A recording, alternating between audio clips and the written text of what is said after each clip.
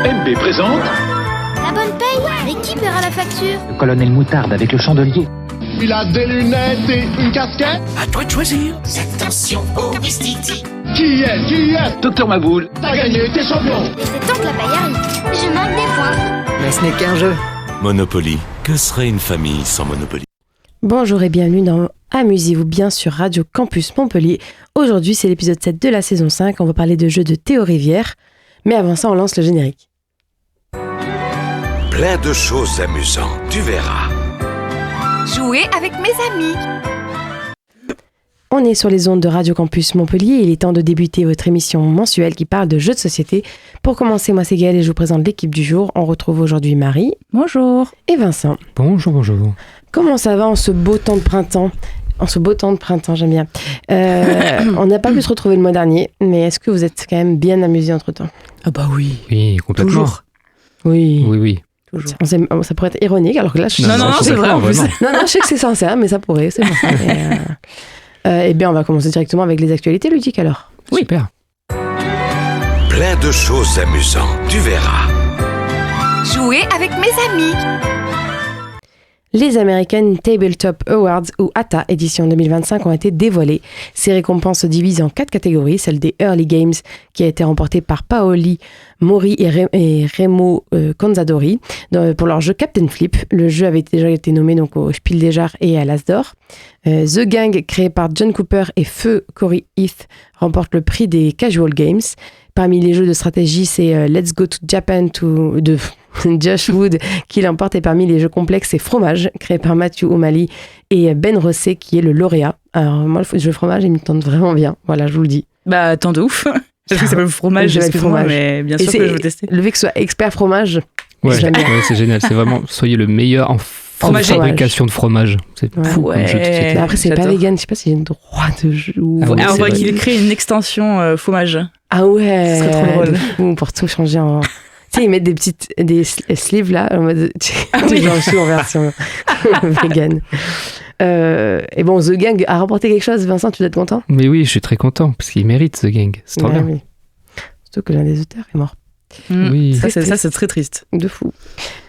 Continuons avec une news qui donne envie d'aller en Suisse visiter le musée suisse du jeu. En effet, ce musée propose du 11 avril 2025 au 1er mars 2026 une exposition interactive appelée Planète Jeux qui donne à découvrir les liens entre les jeux de société ou jeux vidéo et la nature et les défis environnementaux.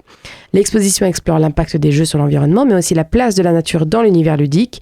Et elle a été créée en collaboration avec des chercheuses de l'Université de Lausanne et de la HEI Valley. Donc, ça donne envie. Est-ce que c'est les mêmes que ceux qui étaient venus à Cannes nous parler de c'est ce que je me suis dit. Des jeux de rôle? Non, je pense que c'est juste qu'en Suisse, ils sont très actifs en jeu, quoi. C'est fou. Exactement. Mais ça donne trop envie. Déjà, ils ont un musée de base qui parle de ça. Oui, c'est vrai. Donc déjà, trop bien. C'est pas en France forcément que tu trouves ça. Ouais. Et après, une expo qui a l'air vraiment cool.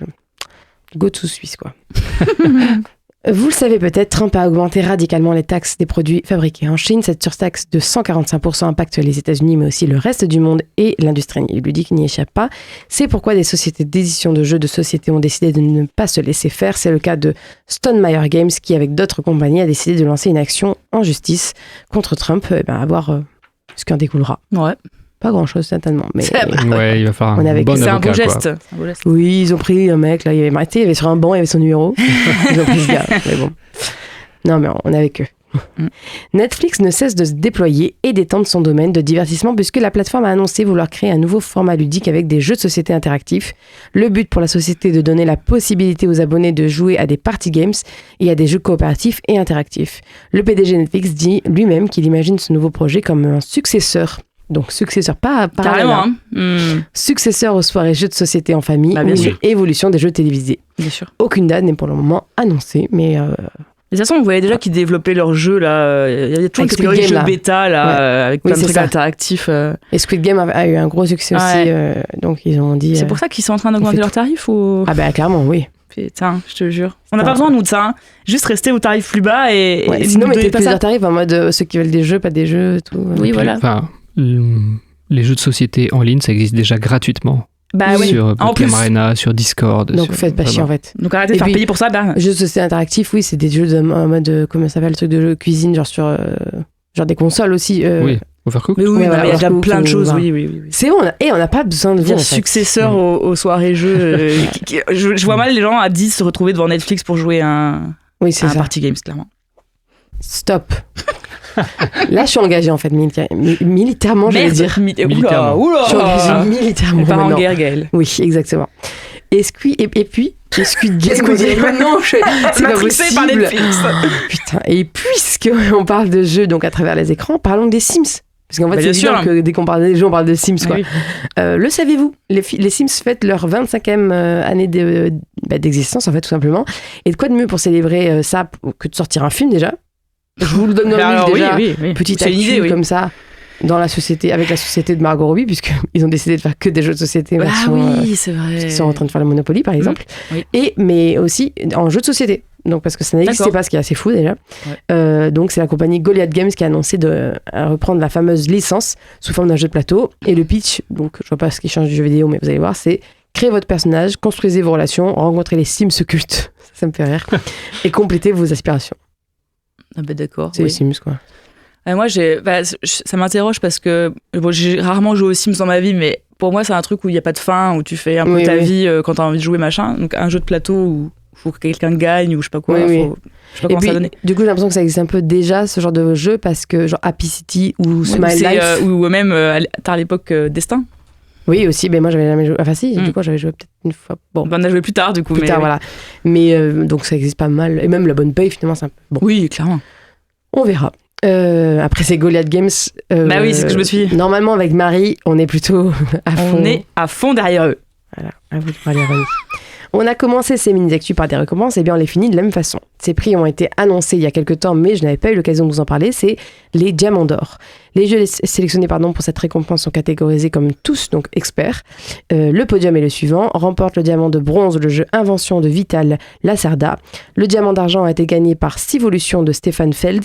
Et enfin, le grand lauréat qui obtient le fameux Diamant d'Or est le jeu de société SETI, créé par Thomas Olek. Donc là... que des jeux qui donnent envie à Vincent, j'imagine. Évidemment. Et qu'on n'a pas testé. Mais notamment SETI qui a l'air incroyable. Juste, voilà. Oui. Cher, incroyablement cher. Incroyablement cher. J'ai l'impression, Vincent, s'il y a des jeux qu'il veut tester, c'est forcément des jeux très chers, a priori. Mais tu penses parce qu'il a des goûts de luxe, tu penses? Bah, je sais pas, peut-être. Non, j'ai des goûts experts, ça qu'on dit. Ah oui, voilà. Expert, ça va avec cher. Ouais, c'est vrai. Mais goût expert, ça va, moi, ça m'arrange. Oui, tu m'étonnes. On passe à la maxi-actualité. Et pour cette actu, je vais laisser la parole à mes camarades en plateau, puisque s'est déroulé il y a quelques jours le festival de jeux de Montpellier nommé Sortons Jouer. Vous étiez tous deux, sur place, tandis que moi, je prenais des petites vacances au soleil, je vous l'avoue. Et donc, j'ai débarqué juste pour la dernière heure du festival. Après, t'as pu faire un jeu quand même. J'ai pu faire un jeu et bronzer. Regardez comme je suis bronzée là. C'est incroyable. Oula. On te reconnaît pas. Oh, franchement, c'est fou, non? Je crois que Vincent, sans être allé en vacances, c'est plus bronzé que toi de base. Ouais, de fou. Je me suis baignée tous les jours, j'ai pas bronzé. Lui... Si, t'as bronzé un peu quand même. Mais c'est tellement ridicule qu'on voit même pas, là. Putain. Allez, c'est bon, parlez-moi de votre truc, là. Votre truc, là. Oui. Ben, du coup, ça avait lieu les 26 et 27 avril au Quorum à Montpellier. C'était un festival qui comptait... Attention. Il y a les chiffres. J'ai les chiffres sur moi. 300 jeux, 294 jeux précisément. 294 294 jeux. 300, franchement, ils abusent. De 62 exposants. Et 14 000 visijoueurs, comme ils appellent ça. Oh, c'est vrai qu'ils appellent ça comme ça. 14 000 visijoueurs cette année. Donc c'est quand même un festival qui ramène pas mal de monde. C'était très chouette, ça a duré que 2 jours malheureusement. Ça reste assez plein tout le long. Bah oui, c'est week-end en plus. Donc, que Cannes, évidemment, parce que c'est moins grand, Cannes, il y a 100 000 personnes. Oui. Mais c'était trop cool. On a fait on a pu faire 4-5 jeux par après-midi, parce qu'on n'y allait que l'après-midi. Moi, j'y étais toute la journée. Alors, il y en a qui n'ont pas les mêmes investissements. Le rythme était plutôt OK pour moi, exactement. C'était très bien. On n'a pas gagné à la tombola, malheureusement. Ça, c'est très triste. Vous avez participé à la tombola? 2 fois. Une fois. Oh. Il y avait des super lots en plus. Une fois, mais j'avais pris 6 tickets quand même. Ah oui. Mais à Cannes, après, on avait gagné plein de trucs, on pouvait pas. Mais du coup, je me suis dit, on va avoir la Baraka pour Sortons Jouer aussi. Et non, Baraka, c'est. Baraka, Excalibur, je l'aime. Ah, Force T3. C'est comme la télévision.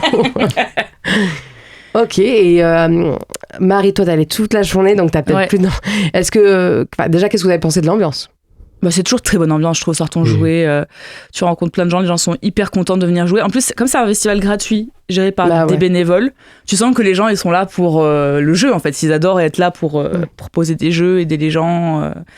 Et du coup, c'est toujours très, très bonne ambiance, je trouve. Enfin, et puis il y a un accès assez facile à pas mal de protos. Il y a une moitié de salle qui est dédiée à plein de prototypes que j'ai l'impression que la dernière année, par contre, ils reculent. Il y a de plus en plus de tables de jeux édités, de moins en moins de protos. C'est vrai que j'ai l'impression qu'il y a quelques années, c'était pratiquement la salle du bas. Tout le bas, c'est du proto, Ah oui, ok, donc effectivement, ça recule. Ou proto et genre Warhammer, là. Et Warhammer, oui, il y a encore des Wargames, il y en a pas mal. Ouais, jeux de rôle, tout ça. Je voulais montrer que je méprisais, mais quelle horreur, je trouve, c'est trop méchant. Il y a une troisième salle pour les jeux de rôle et tout ça, et même jeux de cartes Pokémon. J'ai vu une salle d'arcade même. Ouais, il y avait une salle de bornes d'arcade. Il y en avait pas, il y avait 6 bornes d'arcade, je pense, mais... En partenariat avec Alpha Nef sur Montpellier, qui du coup est un bar à jeux et bornes d'arcade. Ok, mais je me suis dit, c'est cool quand même ça. Et qu'est-ce que t'as pensé, Marie ? Alors, peut-être que Vincent t'avait déjà remarqué, mais je sais qu'on avait déjà parlé avec Marie justement de l'organisation, parce qu'en défense, on se disait, par contre, c'est un peu dur de comprendre pourquoi, justement dans la salle du bas, qu'est-ce qui était, genre, pourquoi il y a des nouveaux jeux là, et en même temps, il y a des jeux de rôle. Moi, je comprends toujours pas. Alors, en gros, en haut, le truc un peu principal, c'est les jeux nouveaux, les jeux sortis cette année. En bas, c'est les autres jeux, c'est ceux qui sont pas forcément sortis cette année. Okay. Ouais, mais il y avait For a Crown quand même en bas. Il y avait For a Crown et Captain Flip. Donc finalement... Tu voulais faire comme tu t'avais compris, mais t'as pas compris. En théorie, c'est ça. Non, mais en théorie, c'est ce qui donne, en tout cas, dans la carte. Il y a les nouveautés et les jeux plus classiques, etc. Et encore en dessous, c'est jeux de rôle, échecs et wargames. J'ai toujours l'impression qu'ils font comme ils peuvent, en fait. Avec la place qu'ils ont. Complètement. Parce que, bon... Oui, complètement. Et est-ce que vous auriez justement des envies pour après, genre, je me dis en mode... Genre, qu'est-ce que c'est si vous deviez, avoir un petit truc à dire en mode pour pouvoir changer des choses ou améliorer des concepts, mais même si c'est pas forcément des trucs qui peuvent se réaliser, mais est-ce que vous avez envie que ce soit plus grand ou est-ce que cette par exemple vous convient? Moi j'aimerais que ce soit plus grand, oui. Parce que c'est pas mal. En vrai, ce qui est bien, c'est que moi, ayant été là tout du long, bon, le matin il y a un peu moins de monde, mais j'ai toujours trouvé une table pour jouer. On n'a jamais galéré, je trouve, à fond, à tourner pendant je sais pas combien de temps pour trouver une table. Non. Mais si c'était plus grand avec plus de jeux encore, ce serait trop bien. Là, vraiment, on se marcherait pas dessus. Parce que, vu comment il est fait, le quorum, comme c'est pas une salle qui est faite pour accueillir ce type d'événement, à la base, du coup, c'est particulier. Le brouhaha, ça, là, le bruit, c'est vrai que ça prend la tête à la fin. Voilà. Alors qu'à Cannes, comme c'est en sous-sol, j'ai l'impression que c'est plus diffus. Oui, c'est vrai. Mais oui, plus grand et du coup plus espacé pour laisser circuler plus les gens serait bien. Mais après, c'est pas leur faute. Le quorum, ça coûte très cher à louer. Je pense qu'ils font ce qu'ils peuvent pour louer certaines parties. Complètement, c'est pas du tout. Mais bon, ça serait dans l'idéal de, admettons, justement, la ville et genre donne un max de sous. Mais c'est vrai que le quorum, d'un côté, c'est très cool parce que c'est très beau, etc. Mais d'un autre côté, c'est vrai que ça ressemble pas à un lieu où on pourrait accueillir ce genre de truc avec plein de stands et tout, parce qu'en plus, c'est dur de délimiter vraiment des espaces. Et d'un autre côté, il y a des espaces trop délimités pour, je trouve, des fois s'étaler. Enfin, c'est un peu particulier. Mais je pense qu'il y a même d'autres salles du quorum qui pourraient être plus intéressantes. Il y en a plein encore qui sont pas exploitées. La salle Berlioz, tu vois, des petites conférences, des petites remises de prix. Il pourrait y avoir un prix de Montpellier. De fou, ça serait cool. Mais je pense que comme c'est que bénévole et que ça coûte très cher le quorum, ça fait que ça... Surtout Berlioz, à mon avis, doit être la salle la plus chère à louer. Déjà, ils se battent pour pas que ce soit payant. Ouais, ce qui est déjà très bien. Super, ouais. Mais par contre, une remise des prix, c'est vrai que ce serait sympa, même si c'est pas à Berlioz, mais ce serait marrant de faire voter le public tout le long du week-end. Mais ce qui manque beaucoup, je trouve que dans le monde du jeu en général, dans les festivals, il manque de prix du public. Ah oui, mais voilà, c'est ce que je fais. Alors que c'est quand même vraiment totalement dédié au public, mais ouais, c'est ça. Oui.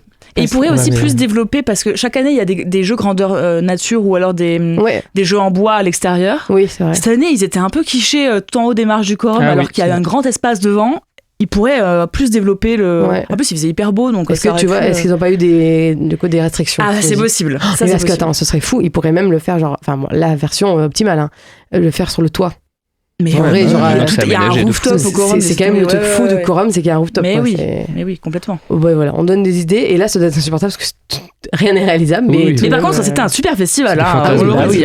La buvette, les gens sont super sympas, il y a un accueil langue des signes, il y a plein de choses hyper cool. Ça, c'est assez fou parce que c'est gratuit. C'est gratuit. C'est le seul endroit où c'est si, je trouve, présent en tout cas, et si clair qu'il y a que tu peux avoir des gens qui t'expliquent en accompagné, LSF et tout. ouais. Enfin... Non, c'est vraiment cool.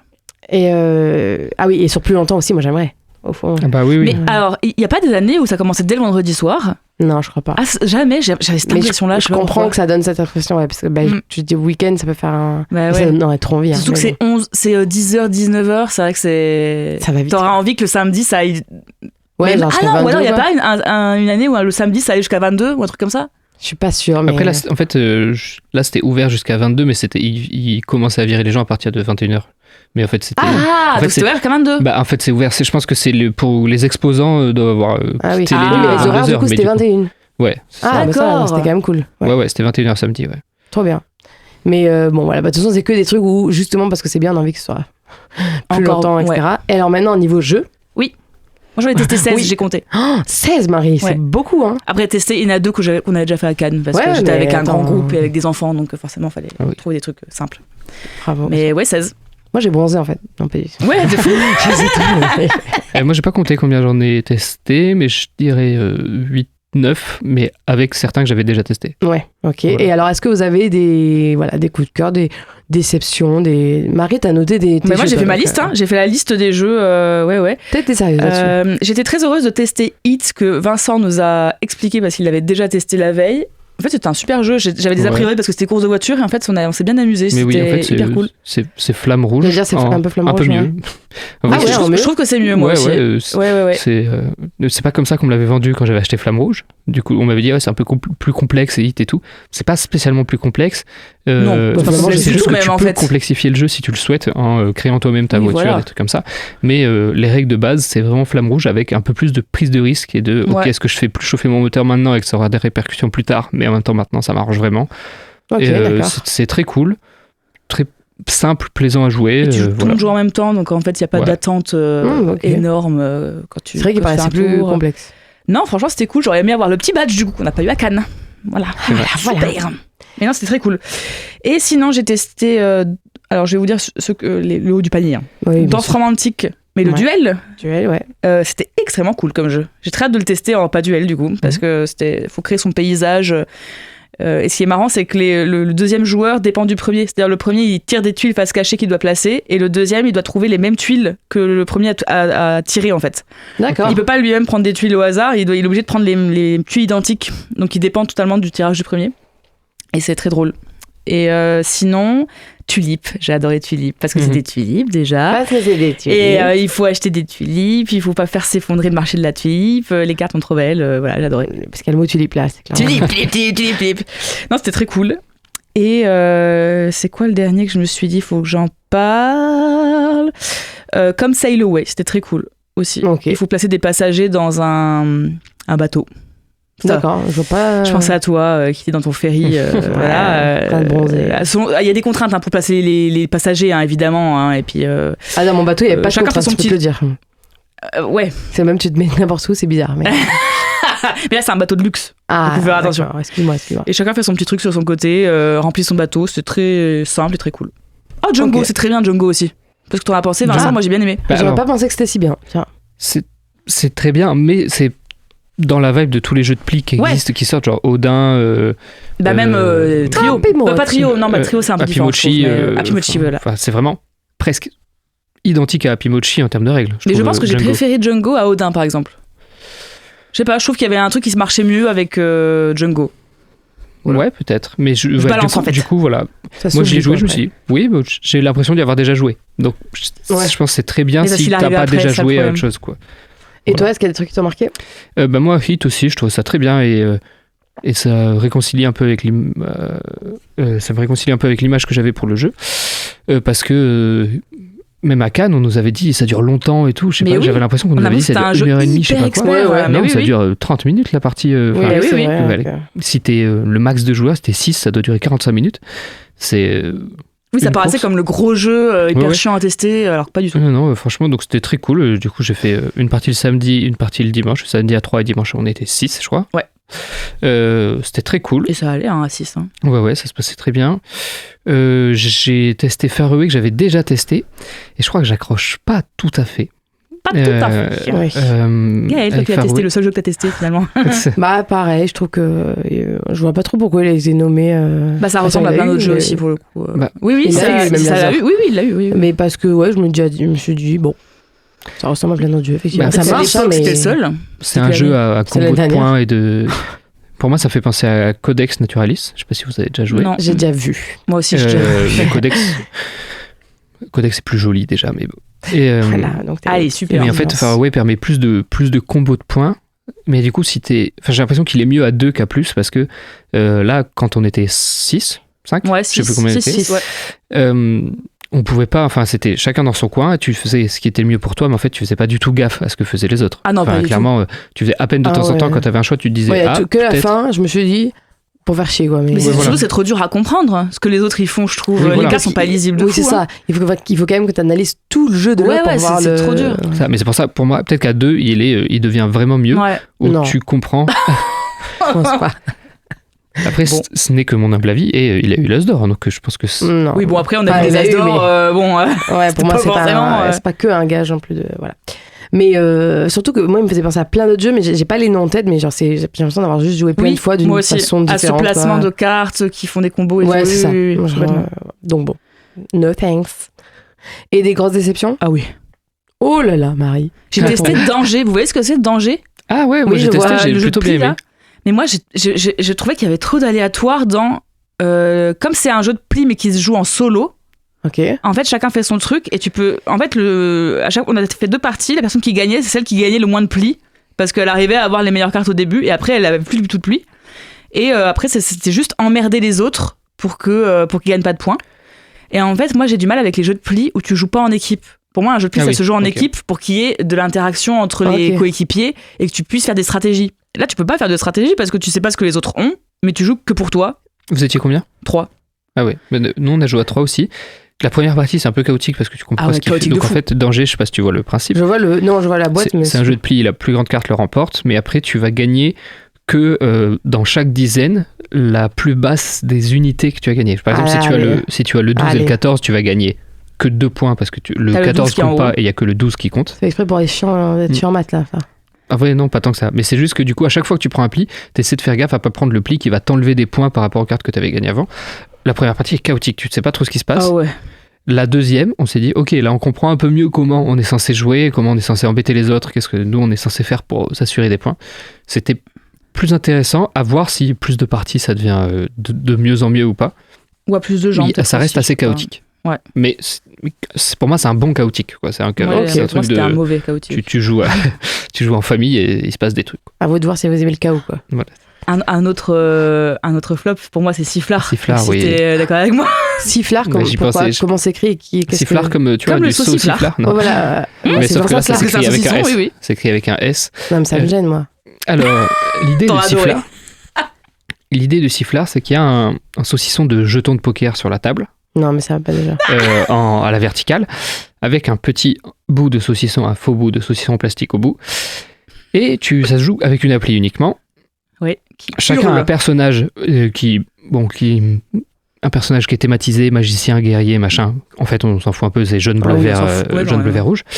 L'appli va appeler un joueur, et le joueur va devoir soulever le petit bout de saucisson, découper du saucisson, c'est-à-dire prendre une tranche, prendre un jeton de saucisson, mais celle qui est la plus haute, la mettre dans sa petite sacoche, refermer le bout du saucisson.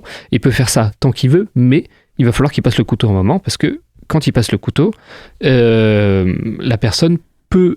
Enfin, au bout d'un moment, il y a un timer aléatoire qui fait que tu peux te faire choper par le barman. Oui, parce qu'en fait, on n'a pas d'argent pour payer le saucisson, donc on vole du saucisson. Voilà. C'est un mélange entre Jenga et Tic Tac Boom. C'est vraiment pas très Jenga, hein, parce que t'enlèves que du haut et c'est des jetons de... On s'en fout si ça tombe. Enfin, on s'en fout si ça tombe. On s'en fout, faut que tu remettes. Quoi. C'est juste le temps que tu remettes tout. C'est juste que tu perds du temps, quoi. Nul. Mais du coup... En fait, c'est censé être un jeu d'ambiance de tout le monde crie parce que tu peux jeter des jetons en mode ah stop, et là la personne ne peut pas jouer pendant 3 secondes. Bah non, parce que l'appli crie plus fort que nous, donc c'est vrai que. Ouais, mais après les créateurs étaient très jeunes. Et très sympa, très sympa. Ce qui fait que je peux pas dire trop de trucs méchants. Non, mais c'était très sympa, très bon speech de début, et peut-être un très bon avenir dans le jeu de société. je trouve que ce jeu-là, il n'était pas excellent. Mais en fait, il y a une bonne volonté derrière, mais l'appli, en fait, elle est mal, je sais pas si c'est mal calibré, j'en sais rien, mais en fait, c'était très chaotique aussi à cause de l'appli. Parce que parfois, tu passais le couteau et à ce moment-là, tu te faisais choper comme un voleur, mais tu savais pas si ça passait à l'autre joueur ou à toi, du coup, le point malus. Mais c'est un proto ? Non. Enfin, du coup, voilà, l'appli, il y a un truc, on comprenait rien de ce qui se passait à cause de l'appli. Voilà. D'accord. Mais s'il y avait eu un Game Master, je pense que ça aurait mieux marché déjà. Une vraie personne qui a. Mais ça aurait été trop juge. Pas arbitraire, enfin, tu vois. Non. Après, peut-être que Non, mais si t'as un timer et au bout du timer, tu dis stop, et là, le gars te dit après, non, ça va à toi et pas à lui. Parce que l'appli, elle te dit pas. Juste. Mais il n'était pas avec nous tout le long. Peut-être qu'il y a une règle qui dit que c'est celui qui a le couteau dans la main au moment mais vraiment. comment on le prenait plus, nous, le couteau, à force tellement on s'en foutait. Après, c'était peut-être notre problème de prendre le couteau. Mais bon. Mais parce que. C'est pas pour vous, en tout cas. Non. On le recommande aux gens qui mangent du sauciflard, peut-être, alors. Oui. Mais attends, mais il y a autre chose qu'on a testé qui était pas fou. Mantis, c'était pas fou. Ah, Mantis, c'est pas bien. Ah, c'est quoi déjà? Ça me parle Mantis, là. c'est pas bien. C'est avec des montres religieuses. Par les créateurs voilà. de Exploding Kittens. Oui, je vois. Déjà, il y avait un indice sur la boîte. J'ai jamais joué, moi, Exploding Kittens. Mantis, c'est. Chacun va avoir des montres religieuses devant lui, de plusieurs couleurs. J'aime pas les montres religieuses. Tu as une pioche face cachée. Tu as une pioche avec des montres religieuses face cachée, mais tu vois sur le dos 3 couleurs dont l'une des 3 correspond à la montre religieuse qu'il y a derrière. À ton tour, tu choisis de soit dire je vais voler, soit dire je vais marquer. Si tu dis je vais voler, tu retournes la carte devant une autre personne, et si la montre religieuse que tu as retournée est de la couleur d'autres montres religieuses de la personne, tu lui voles et tu les mets. Tu mets sur ton tank. Je ne sais pas pourquoi ça s'appelle un tank, mais tu mets sur ton tank. Les montres religieuses, elles vont toujours sur des tanks, voilà. Bien sûr. Tu mets sur ton tank toutes les montres religieuses de ta couleur. Si tu choisis de marquer, tu retournes une carte. Si elle est de la couleur de montre religieuse à toi, tu prends toutes les montres religieuses de la même couleur et tu les scores. Et donc à la partir de là, elles sont plus volables. Ok. Elles te rapportent des points. C'était nul pourquoi ? Parce que c'est nul. Ça sert à rien. Parce que il y avait un truc du genre bouffer son mari, il y avait un truc avec ça ou non. Pourquoi montre religieuse, quoi ? Bon, je sais pas, c'était. Tu demanderas à l'auteur, écoute. Ok, Et puis c'était de la chance, quoi. C'est juste du. Ah, mais c'est complètement de la chance. C'est une chance sur 3. Ah, bah, c'est où que c'est le plus probable que je chope des trucs chez lui. Je vais aller chez lui. Ouais, gagner. exactement. Ok, maintenant je vais scorer. Allez. Ok. Du coup, tu t'acharnes forcément sur celui qui a le plus de cartes ou qui a le plus de couleurs parce que t'es sûr de lui voler un truc. Ou parce que tu l'aimes pas. Alors oui. Moi, c'était surtout parce que je l'aimais pas. En fait. Ah, c'était Vincent, je pense. Ça veut dire. Peut-être. C'était Raph. Ah. Okay. Non, mais voilà, ça sert à rien. D'autres jeux détestables ? Bah, détestable à ce point, non, écoute. C'est le top de la détestation. Bon. Eh bien, merci pour vos conseils, en vrai. Et merci pour vos retours sur le festival, parce que, comme j'ai été qu'1 heure, mine de rien, au moins j'ai l'impression d'avoir été un peu plus longtemps là-bas. C'est beau ce que vous m'avez fait. Voilà, ça t'émeut. Puisque du coup, les mini-actus, la grande actu de votre part, toutes les actus finalement sont finies, on remballe, nanani nanana, et ben on va passer à notre autre partie qui est cette fois-ci pas une capsule ludique, mais bien une interview ludique. Attention. Waouh. Je me demande.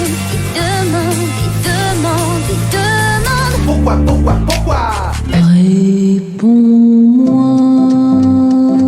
C'est oui ou bien c'est non. Réponds quand je te parle. Bonjour Théo, est-ce que tu peux te présenter pour les personnes qui ne te connaîtraient pas, s'il te plaît ? Ouais, je suis Théo, Rivière, mon nom de famille. J'habite à Bruxelles. Je sais pas pourquoi il y a toujours ce truc de quand tu te présentes, j'ai envie de dire j'habite à tel endroit et j'ai tel âge, alors qu'on s'en fiche un peu, c'est pas pour ça que je suis là. Mais mon activité principale, c'est que je suis auteur de jeux de société à temps plein depuis presque 8 ans maintenant. Et à côté, j'ai 2 autres petites casquettes. J'ai co-créé une maison d'édition avec 3 copains qui s'appellent Spiral Édition. On vient de sortir notre 3e jeu il y a quelques semaines. Et j'ai monté avec 3 autres copains une équipe de prestations en game design et en jeux de société, la team Kaedama avec Antoine, Ludo et Corentin, où la finalité, c'est de faire des jeux de commande, donc des jeux à partir d'un cahier des charges, ou d'accompagner des boîtes qui ont besoin d'aide dans le développement ou la création d'un jeu. Est-ce que tu es originaire de Belgique ? Non, je suis né, j'ai grandi en France, à côté de Poitiers, dans la campagne, donc entre Bordeaux et Paris. J'ai déménagé 2 grandes fois dans ma vie. Une première fois quand j'ai commencé à bosser dans le milieu du jeu, j'ai eu la chance que dès mon premier taf, c'était pour bosser pour une maison d'édition.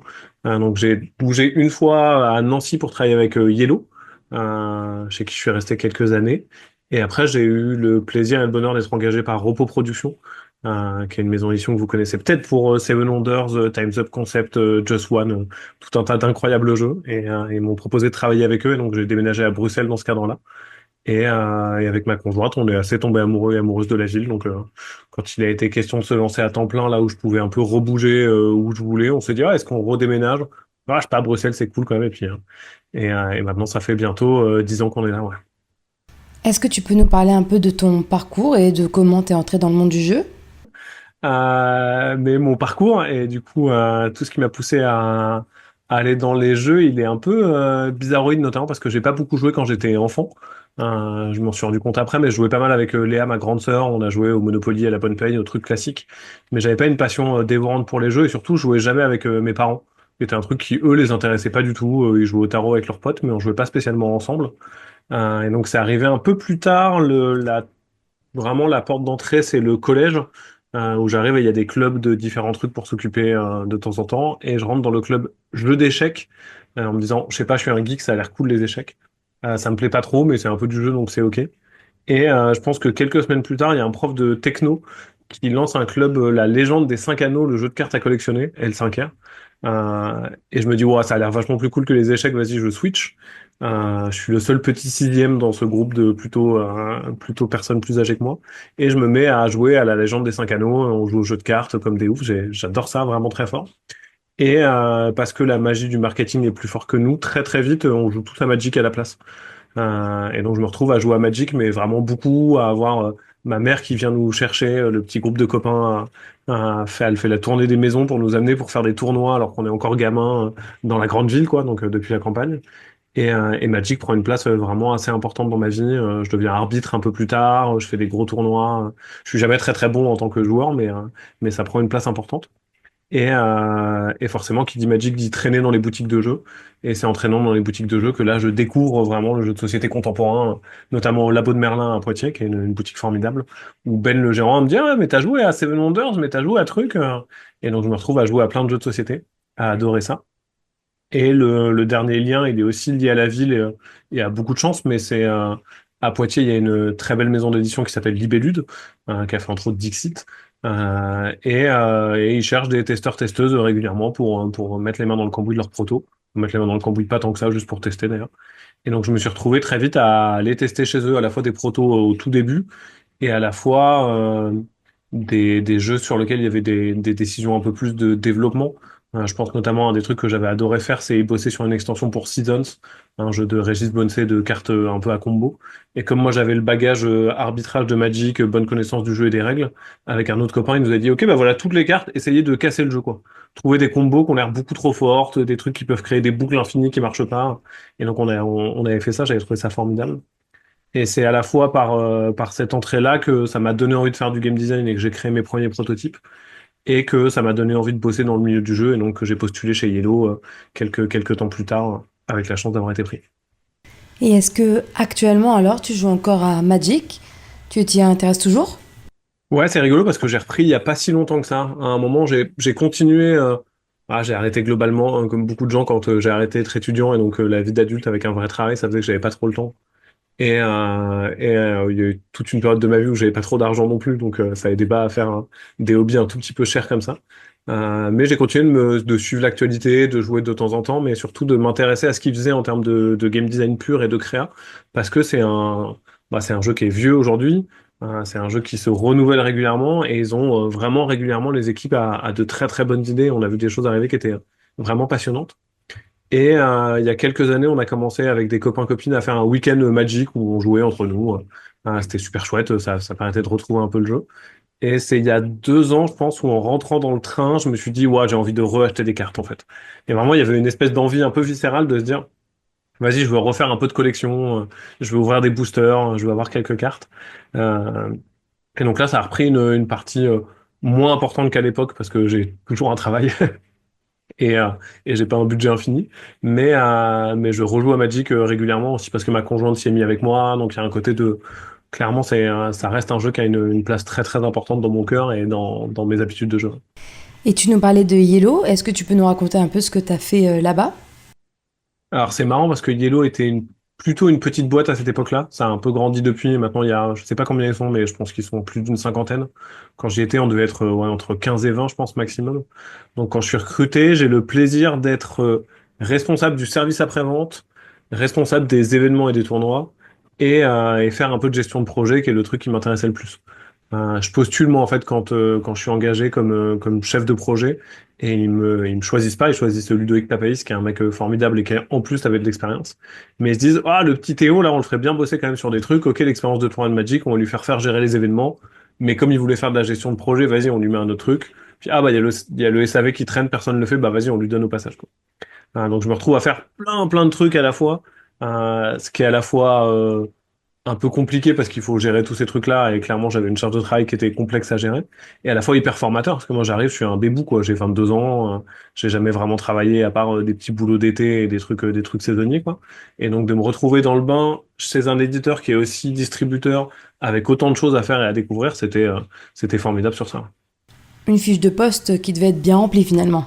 Ouais, globalement, et le milieu du jeu est assez comme ça, hein, pour le coup, même si ça a un peu évolué, qu'on se professionnalise, on reste souvent des petites boîtes, des trucs un peu bordéliques, mais presque dans le bon sens du terme, comme ça, de gens qui sont assez motivés, qui arrivent à faire des choses un peu différentes. Alors, ça enlève pas évidemment les abus dans certaines boîtes, mais dans l'absolu, il y a un peu ce truc je sais pas comment bien le dire, parce que d'un coup, ça fait macroniste horrible, mais un peu de petites boîtes où tout le monde est un peu à fond et on s'entraide et on fait des choses ensemble et c'est cool ce qu'on fait, quoi. Sans tomber dans les clichés global de on est une famille et c'est la Startup Nation, mais un peu des trucs chouettes dans bah vas-y, on travaille sur des cool projets, donc si à un moment il faut faire un truc un tout petit peu différent, bah vas-y, tu le fais pendant quelques jours et c'est ok.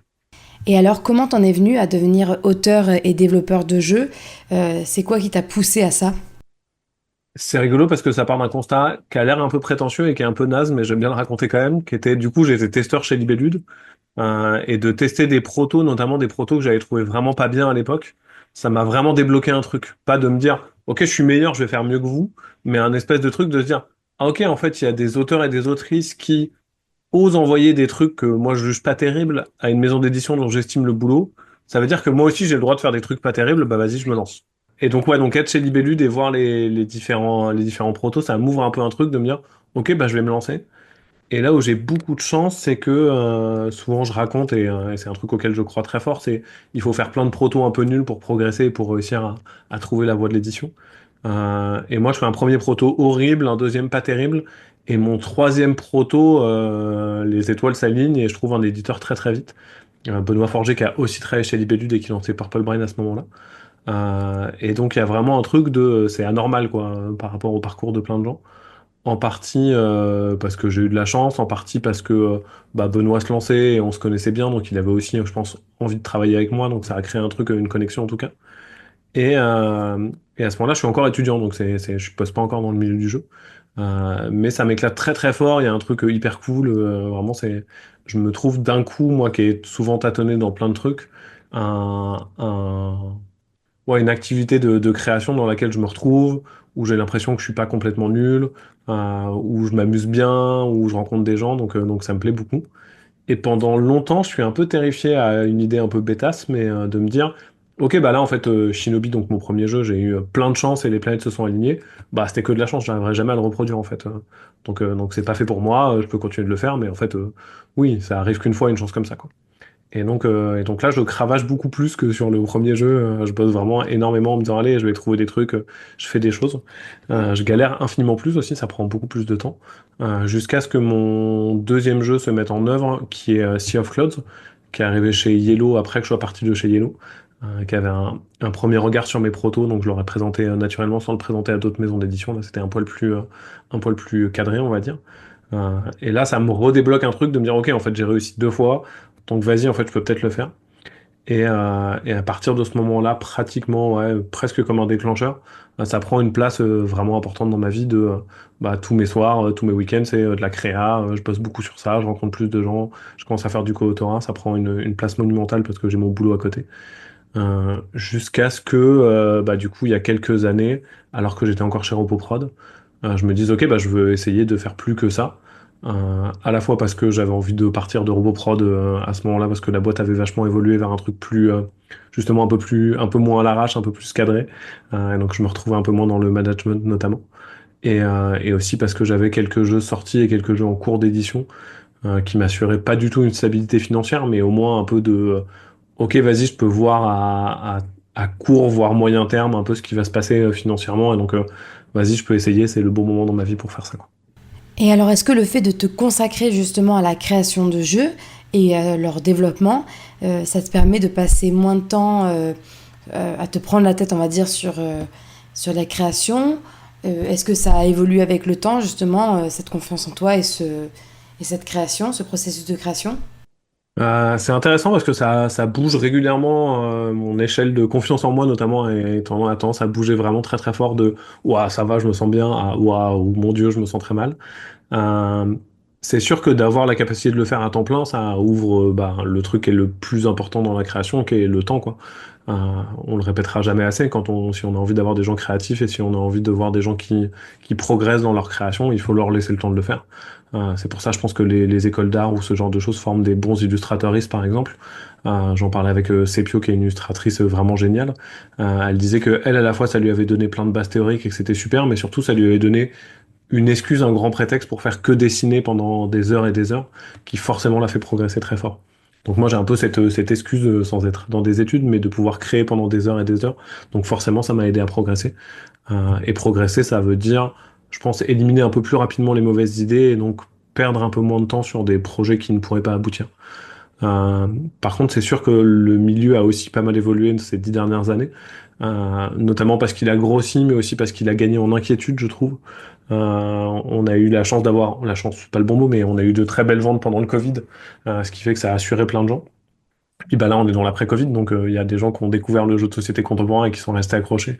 Donc c'est cool, au global, on a évolué, mais il y a plein de gens qui ont retrouvé une vie un peu plus normale et donc qui jouent un peu moins, donc les ventes sont un peu moins bonnes. Et donc je pense que ça donne un peu d'inquiétude aux maisons d'édition qui ont tendance à aller vers des choix qui sont un peu plus pragmatisés. Là où avant j'avais le sentiment qu'il y avait un truc un peu plus de cœur, de se dire ouah, j'ai joué à ce prototype de jeu, je sais pas si ça va se vendre, mais moi je l'adore, donc c'est parti, je le fais, on verra bien ce que ça donne. Ce qui fait que moi ça me questionne beaucoup parce que à la fois j'ai envie de pas forcément être dans les tendances et de faire un truc en me disant oui, ça je le fais parce que ça a marché, et à la fois parce que dans ma créa j'aime bien des fois explorer des trucs un tout petit peu bizarres, un peu incongrus qu'on a moins l'habitude de voir. Et là où j'ai l'impression que c'était quelque chose qui était plutôt valorisé il y a quelques années, où quand je montrais un proto chelou on me disait waouh, c'est bizarre, trop bien. Là on me dit un peu genre waouh, c'est bizarre, ça va pas se vendre, et nous on veut des trucs qui se vendent, quoi. Ce qui m'amène un peu de confusion, un peu de réflexion. Après, c'est clair et net que par contre, d'un point de vue, même si la création de jeux ne demande pas une technicité très forte, j'ai progressé sur tous ces trucs-là. Ça me prend moins longtemps de faire des fichiers d'un prototype. J'ai des techniques de découpe et de collage un peu plus efficaces. Et j'ai une plus grande facilité à contacter les maisons d'édition, qui est peut-être le truc principal. Mais aujourd'hui, si je veux montrer un proto à une maison d'édition que je connais un peu et qui me connaît un peu, normalement, ça va vite.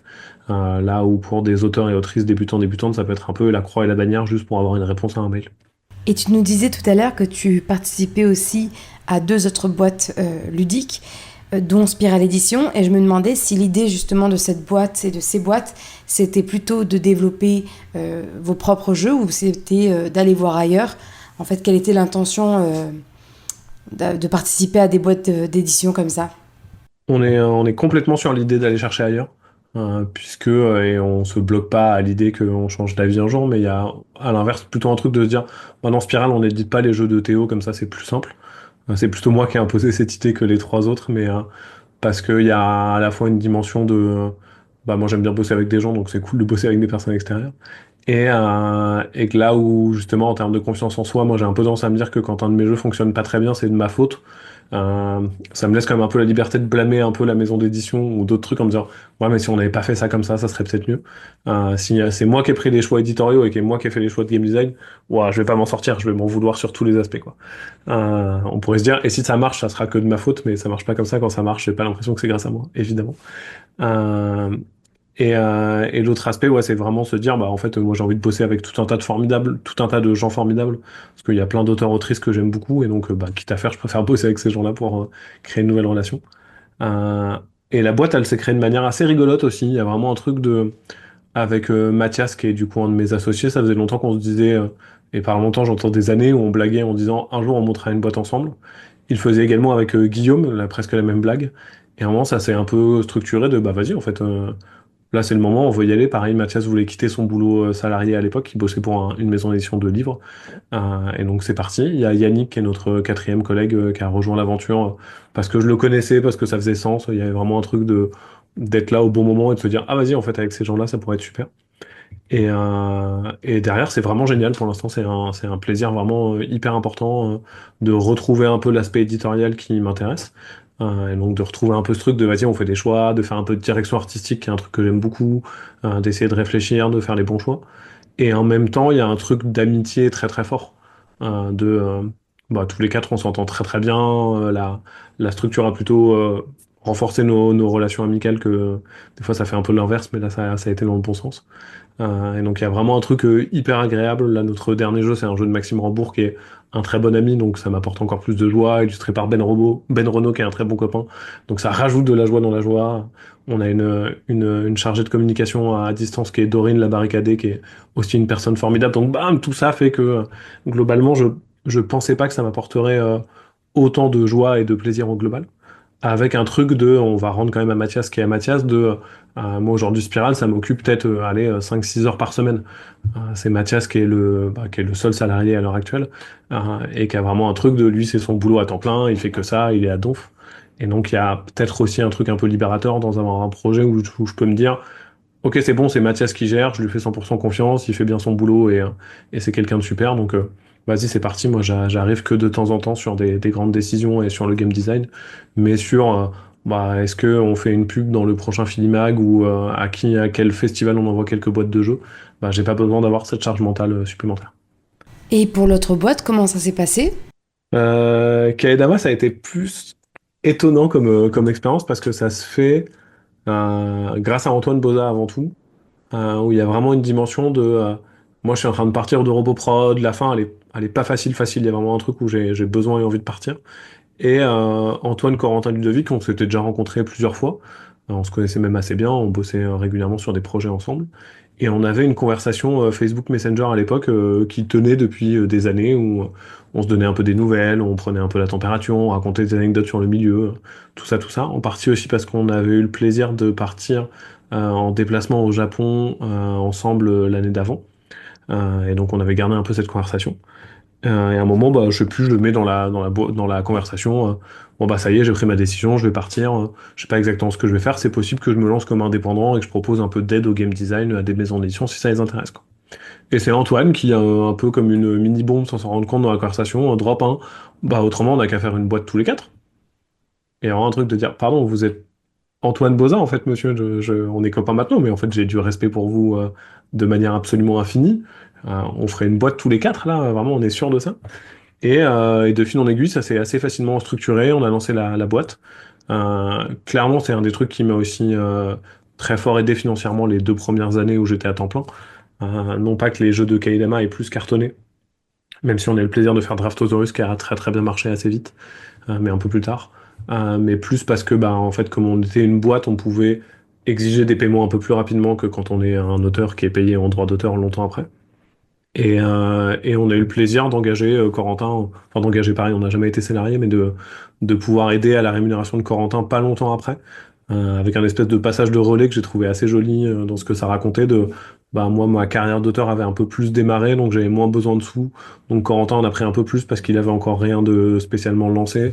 Et donc il y a eu un espèce de truc de se dire, et que je trouve assez joli et qu'on a fait assez naturellement, dans Kaedama, on a pris des sous que quand on en avait besoin, quoi. Il y avait un truc un peu on bossait parce que c'était cool de bosser ensemble, et puis l'argent était pas un vecteur premier de la manière dont on avait envie de bosser.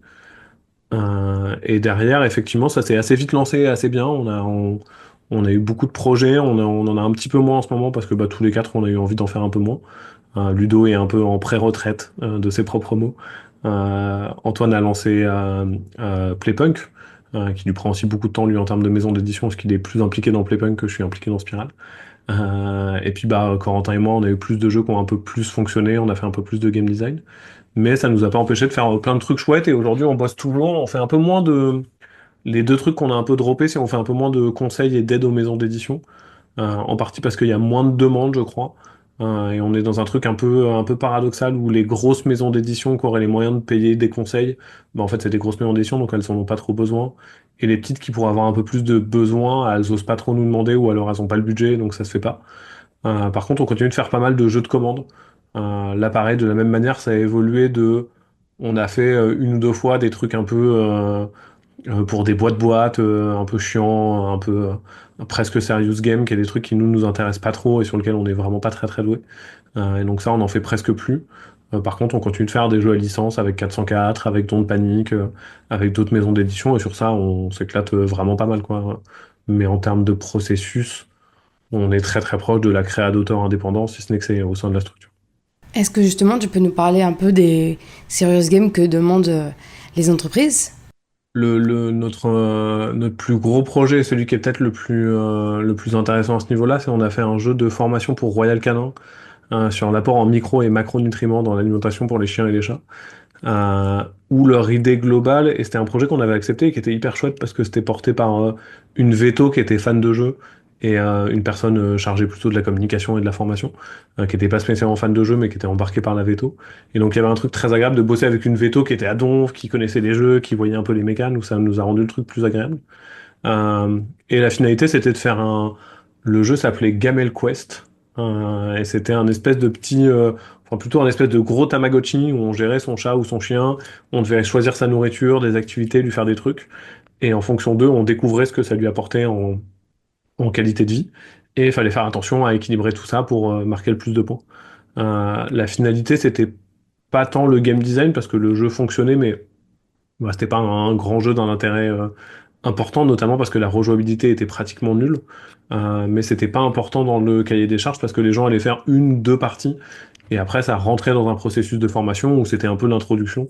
Plutôt qu'à avoir un gros diaporama, il y avait une partie ou deux parties de Gamel Quest. Nous, c'est des trucs où on se retrouve pas spécialement, notamment pour cette question du langage. En fait, on n'est pas des grands entrepreneurs, c'est pas des trucs dans lesquels on se retrouve trop et qu'on aime bien avec Kaedama. Et donc de discuter jeu, de trouver des solutions de jeu et d'aller au service du jeu, ça nous plaît beaucoup. Mais c'est plus facile avec des boîtes de jeux classiques qu'avec des boîtes où il faut avant tout discuter de devis, de planning, de trucs, de machin. Et ça, on n'est pas très très bon, on n'a pas trop envie de le faire. Donc je pense qu'on pourrait refaire du serious game un peu sympa comme ça, si jamais c'est porté par des gens qu'on connaît. Mais je vois bien comment on aura du mal à se dire, ok, bah ce choix-là, en termes de gestion de notre rapport avec le client ou la cliente, ou en termes de pragmatisation des coûts du truc, bah c'est le choix qu'il faut faire. Ouais, mais en termes de jeu, c'est nul, bah nous, on n'a pas envie de faire le choix nul, quoi. Et donc sur ça, je me rends compte qu'il y a des boîtes qui font ça beaucoup, beaucoup mieux, qui comprennent mieux le langage, qui ont mieux les codes, qui vont mieux démarcher. Et donc généralement, on laisse un peu ces projets-là à ces personnes-là parce que bah nous ça nous amuse pas trop et elles le font mieux donc quitte à faire autant le laisser aux personnes qui savent faire. Ça nous a un peu servi au début parce que c'est à l'inverse, mais pareil je suis assez content qu'on ait mis ça un peu de côté dans nos réflexions. C'est des projets qui sont souvent beaucoup beaucoup mieux payés. Et donc il y a quelques fois on en a fait un peu en se disant ah mais l'enveloppe elle est belle quand même, donc vas-y, ça serait dommage de pas le faire, notamment quand on lançait la boîte et que Corentin comme moi on était un poil en galère. Il y avait un truc de se dire ok bah on va pas s'amuser comme des oufs mais c'est pas grave, ça va un peu nous payer.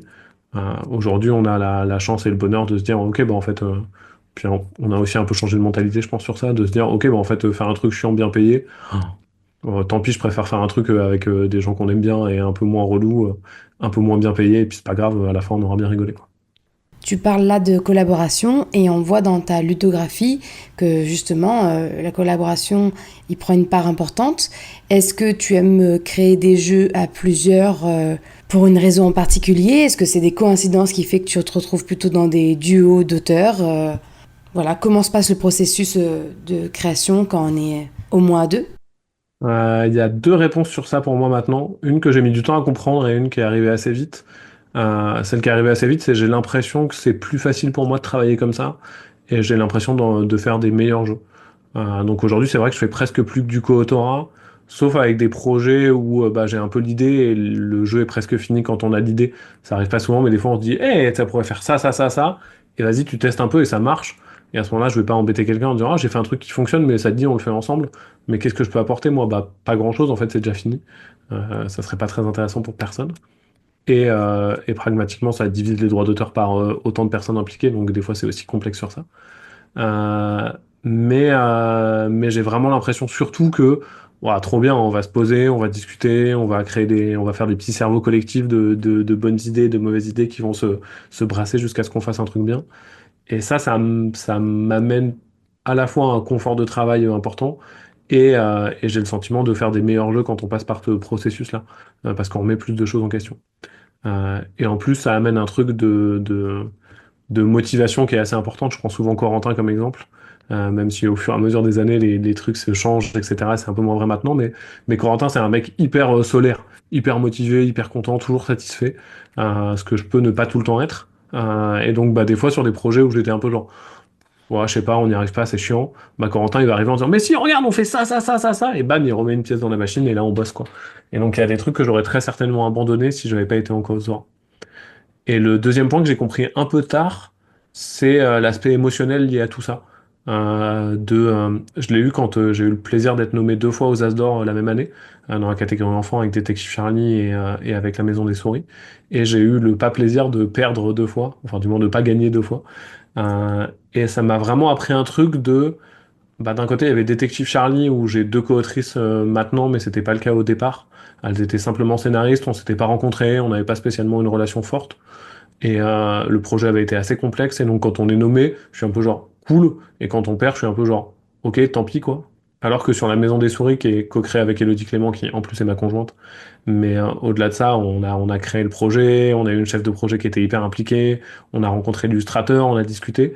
Bah, le potard émotionnel, il était à donf, j'étais hyper content d'être nommé et j'étais hyper triste de perdre. Et comme moi, c'est un truc que je cherche un peu, parce que en bon mec de 35 ans, pas spécialement éduqué à écouter ses sentiments, c'est des trucs sur lesquels je suis un peu nul.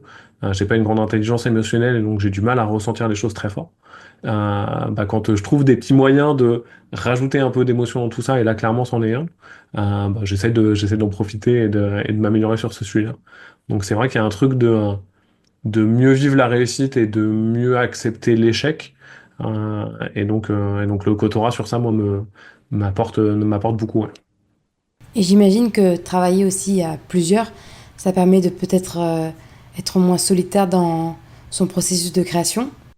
Ah, c'est clair que c'est un des rares trucs qui me manque du travail salarié, quoi. C'est ce petit moment où tu te poses à la machine à café, tu discutes, t'es dans le bureau, quelqu'un fait une blague, et c'est vrai que c'est des boulots très très solitaires, donc fondamentalement, tu vois, là je me dis, ah, à 15h j'ai rendez-vous avec Grégory, on va discuter de notre proto, puis cool, on va faire la papote pendant 15 minutes parce que c'est chouette de se retrouver, même si c'est juste en visio, quoi. Et le Kotora ouvre ça forcément régulièrement. En parlant justement de tes collaborations, il y en a une importante donc où vous étiez 4 auteurs pour le jeu Dead Cells et c'est un jeu donc qui a été adapté d'un jeu vidéo. Et alors nous, ça nous intéresse beaucoup ici chez Amusez-vous bien de savoir comment se passe le processus d'adaptation en jeu de société, parce que finalement il y a beaucoup d'adaptations littéraires, cinématographiques, mais ça reste, j'ai l'impression, assez, comment dire, assez mystérieux, le fait d'adapter un autre objet culturel en jeu de société. Est-ce que tu peux nous en parler ? C'est compliqué parce que ça dépend vachement des projets, et Dead Cells est assez atypique sur ça, je pense.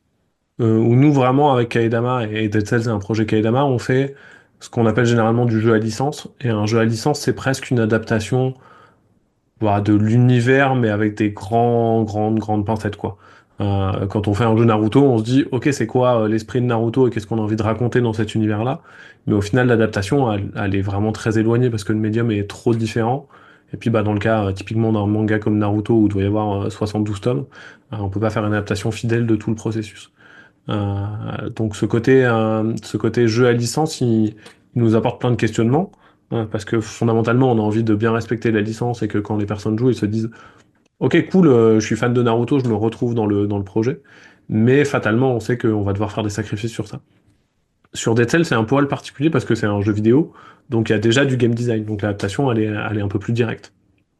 Très vite, nous, dans le projet avec Scorpion Masqué, du moins dès que la licence est arrivée dans l'équation, notre constat, c'était, en fait, faut pas qu'on cherche à faire une copie conforme de l'expérience de jeu de Dead Cells parce que, un, on n'y arrivera pas, et deux, elle sera fondamentalement moins bonne que l'expérience du jeu vidéo parce que bah, le jeu vidéo permet beaucoup de choses que nous, on peut pas se permettre de faire.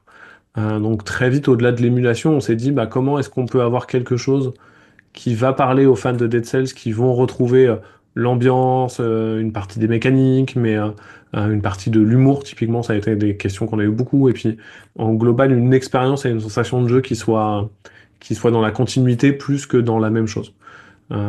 Et là, ça a été l'angoisse. Pour le coup, ça a été un projet qui a été hyper dur pour ça, parce que Dead Cells est un jeu vidéo formidable, parce qu'il y a une grosse communauté de fans et qu'on voulait pas les décevoir. On était en contact régulier avec le studio, et donc on voulait pas non plus que eux soient déçus. Et donc il y avait un peu un truc de se dire, oh là là là, la tâche elle est ardue, quoi.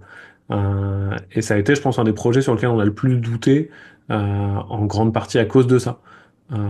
Et en même temps, c'est un des projets que je trouve aujourd'hui le plus valorisant dans l'absolu, qui est grâce à ça, parce que on voit bien qu'a priori on s'est pas trop planté, et on a plein de retours, à la fois ça c'est très chouette, de gens qui connaissaient pas le jeu vidéo et qui ont découvert après, et trop bien, on a fait notre boulot de passeur vers un médium intéressant, et à la fois de vrais fans qui nous écrivent en nous disant qu'ils ou elles ont adoré l'adaptation et qu'elles ont retrouvé une partie de l'ambiance, et ça c'est vrai que ça amène un truc un peu joyeux dans le ok, on a identifié des choses, on les a mis en place, et ok, on s'est pas planté, les gens ont vu pourquoi on avait fait les choses et comment on les avait faites. Ok, et ben on va finir avec une dernière question qui est, qu'est-ce qu'on peut te souhaiter pour l'avenir ? C'est une dure question, et c'est marrant, pareil, j'ai beaucoup évolué sur ça, et je vais voler un peu la réponse d'un mec qui fait du ciné qui s'appelle Florent Bernard, dont j'aime beaucoup le boulot, et dans lequel je me retrouve vachement, et c'est un peu cheesy, mais j'ai trouvé ça assez beau, aujourd'hui, je crois que je cherche pas grand-chose, à savoir que j'ai le plaisir de vivre de ma création, et c'est vraiment exceptionnel. J'aspire peut-être à un peu plus de sérénité, notamment financière, et de me dire, ok, j'ai pas à me stresser et à courir un peu les projets parce que j'ai toujours un peu peur de pas pouvoir payer mon loyer en 2028, quoi. Mais là où une époque, typiquement les prix, ce genre de choses était quelque chose qui m'obsédait un peu. Aujourd'hui, alors peut-être parce que je suis un éternel perdant à ce niveau-là, mais ça prend plus d'espace mental, quoi. Je me dis pas, oh, j'espère que je vais gagner un As d'or un jour, ou je veux gagner le Spiel. Évidemment, j'adorerais, mais c'est plus forcément un truc auquel j'aspire. Je crois que le truc auquel j'aspire le plus, c'est d'accompagner et d'aider des auteurs et autrices qui débutent, qui arrivent et qui ont besoin de conseils. Et de se dire qu'à un moment, à un niveau évidemment inférieur à plein d'autres trucs, mais j'ai pu être un peu inspirant pour ces personnes-là, j'ai pu un peu les aider, les accompagner, leur ouvrir des portes. Je crois que c'est le truc que j'aime le plus au final, et dans lequel j'espère réussir à en faire encore plus dans l'avenir, quoi. Et de se dire, ok, à la fin, moi je peux jouer à ce super jeu qui est trop bien parce qu'il y a un trop bon auteur ou une trop bonne autrice qui l'a fait, et c'est peut-être un tout petit peu grâce à moi, parce qu'à un moment, je lui ai donné un mail, où on a discuté, où on a échangé, j'ai donné des conseils, et à la fin, moi je peux jouer à plus de bons jeux, donc à la fin, je reste quelqu'un qui aime bien jouer, donc si je peux jouer un maximum à des trucs cool, ça me plaît beaucoup, donc je crois que c'est ça, c'est chiant parce que si je le dis en le résumant, j'ai l'impression que ça fait hyper prétentieux alors que ça n'est pas dans mon esprit, mais j'aimerais bien avoir l'air un peu inspirant, quoi, en tout cas d'accompagner des gens et les aider. Bah non, pas du tout, t'inquiète, je trouve qu'au contraire, c'est beau de voir les choses ainsi. Bah écoute, on te souhaite du coup le meilleur, et de pouvoir vivre sereinement de ton art et transmettre un maximum à plein de gens qui seront inspirés par ce que tu fais. Puis je te remercie beaucoup d'avoir accepté cette interview, et j'espère qu'on pourra se croiser lors d'un festival ou autre événement ludique. Trop bien, avec plaisir. Merci à toi pour l'invite et pour la pote, c'était chouette. Et puis effectivement, le meilleur moyen de me croiser, c'est sur un festival. Les prochains étant le Flip à Parthenay cet été et Paris Ludique à Paris en début d'été. Bon, bah c'est noté, et puis merci beaucoup, bonne journée. Ouais, merci à toi, salut. Continuons cette émission spéciale Théo Rivière avec la partie débat ludique. Si on jouait tous ensemble, les amis. Vous avez envie d'y jouer alors ? Faisons une partie. Alors, pour cette partie débat autour des jeux de Théo Rivière, on va commencer par vous parler d'Inori. Inori est un jeu de placement d'ouvriers tactique et opportuniste où vous devrez obtenir les faveurs des esprits afin de devenir le gardien du grand arbre. Inori est un jeu créé donc par Théo Rivière, évidemment, et non, pas cette fois-ci, finalement. Voilà. Ainsi que Mathieu Aubert et illustré par Suzanne de Montron.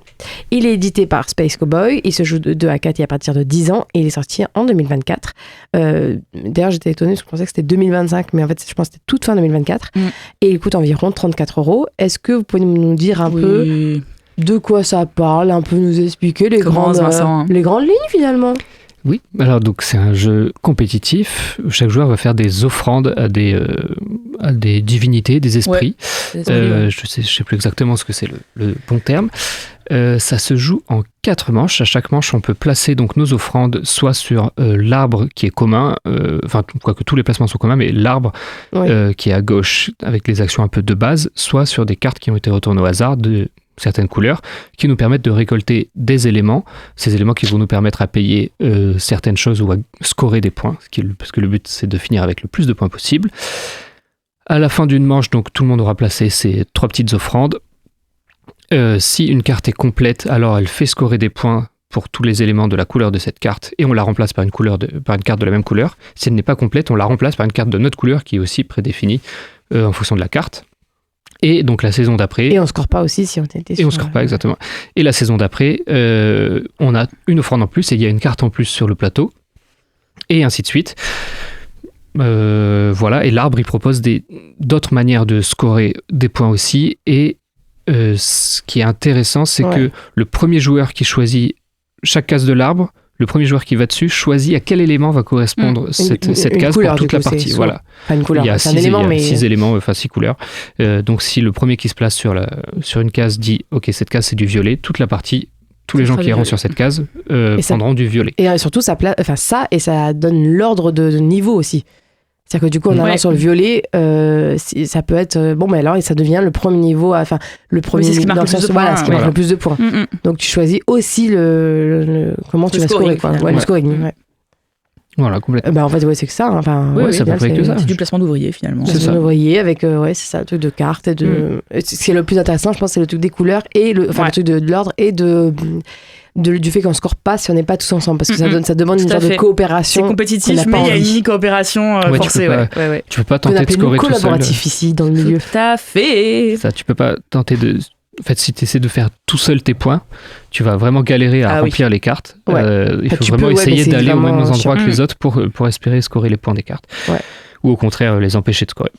Et il y a d'ailleurs des petits, comme c'est des placements d'ouvriers, il y a des ouvriers, entre guillemets, fantômes qui peuvent aussi nous aider à remplir des cartes qui te rapportent pas de points, mais qui t'aident à remplir des cartes. C'est très intéressant aussi.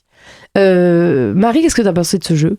Alors déjà, je trouve que le moment où on a joué était... ça m'a laissé un vrai souvenir épique de Cannes, parce que je sais plus c'était quel jour, mais on était crevés. On n'en pouvait plus.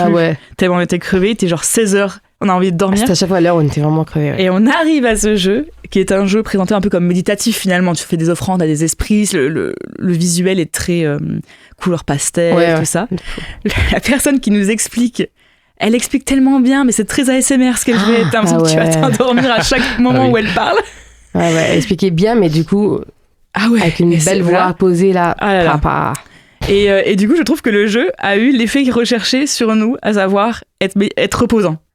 Dans tous les sens du terme. Donc déjà, très bon point pour innover. Et pour ce qui est du gameplay en lui-même, moi j'ai énormément aimé. Moi j'aime beaucoup les jeux de placement d'ouvriers déjà, où t'essayes de faire le maximum de points en essayant de te placer le mieux possible. Il y a un truc de satisfaction j'ai fait le meilleur tour possible avec ce que j'avais. Et ça j'aime beaucoup dans les jeux de société.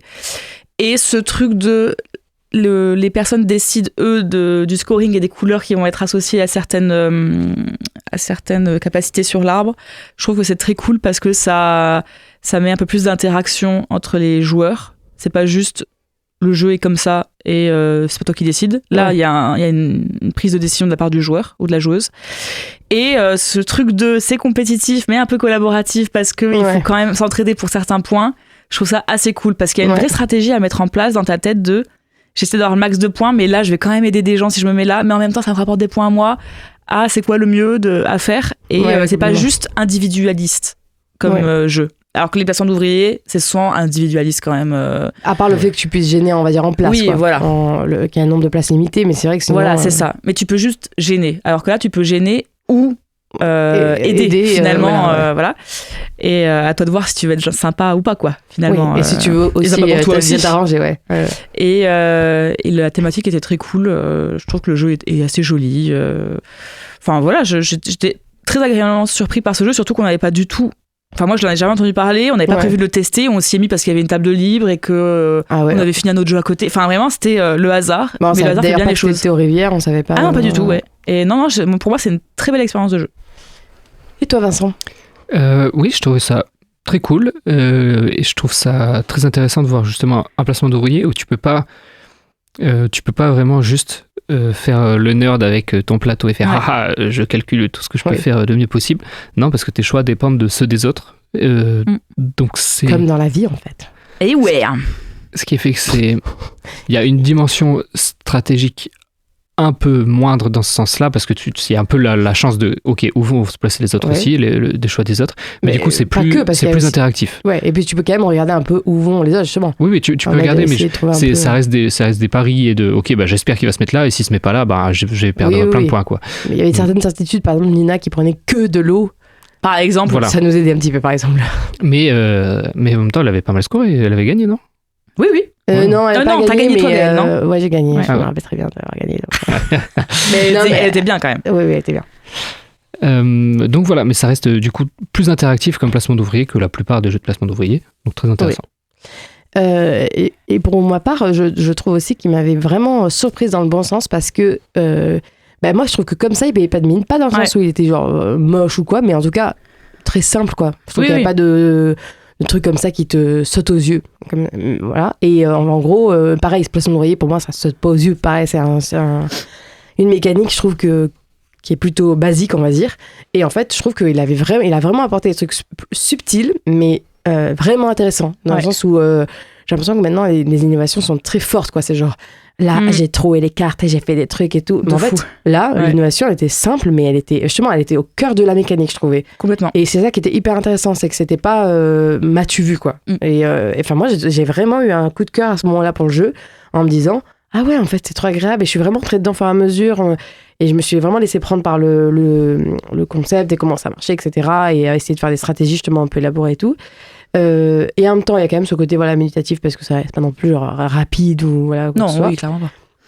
Je crois que j'aurais préféré une note thématique, moi, parce que ça me parle pas beaucoup, tout simplement, en fait. Des esprits, etc. Et j'ai l'impression que j'ai un peu... Par contre, celle-là, j'ai l'impression d'avoir déjà vu, justement. Ouais, je pense que pour moi, ça aurait gagné à avoir une note thématique, mais je comprends que ça allait bien quand même avec le truc, quoi. Par contre, j'ai l'impression que le jeu ne fait pas assez entendre parler de lui. Enfin, j'ai l'impression que, je sais pas, mais moi, je l'entends parler nulle part. Je sais pas pourquoi. Je l'ai même pas vu dans les rayons, dans les boutiques de jeux. Enfin, je l'ai pas fait gaffe non plus, mais je veux dire, il saute pas aux yeux, quoi. Donc, c'est d'ailleurs ce que nous disaient Hugo et Clara de Trollune, qu'on salue. Qu'on salue, de Trollune, la boutique de Lyon, qui nous disait que ça, c'était un peu ce qui aurait dû être un banger, mais qui s'est pas fait connaître du tout de Rivière, alors que c'est très bien. Ça, moi, je sais pas pourquoi ça marche comme ça. Ça a pas pris plus d'ampleur que ça. Donc voilà, mais en tout cas, moi, je trouvais que c'était très cool. Mais ça m'a fait un petit effet chakra. Voilà, c'est ça que je cherchais. Effet chakra, c'est bien, ouais. Voilà. Et chakra, c'est vraiment un compliment. Ah bah oui, attention. Dans le top niveau des jeux qu'on aime et que tu n'as pas testé, Vincent, d'ailleurs. Exactement. Faut que tu testes absolument. Eh bien, on va faire une petite pause musicale pour se remettre de tout ça, en fait, avec le titre Château fort de Luther.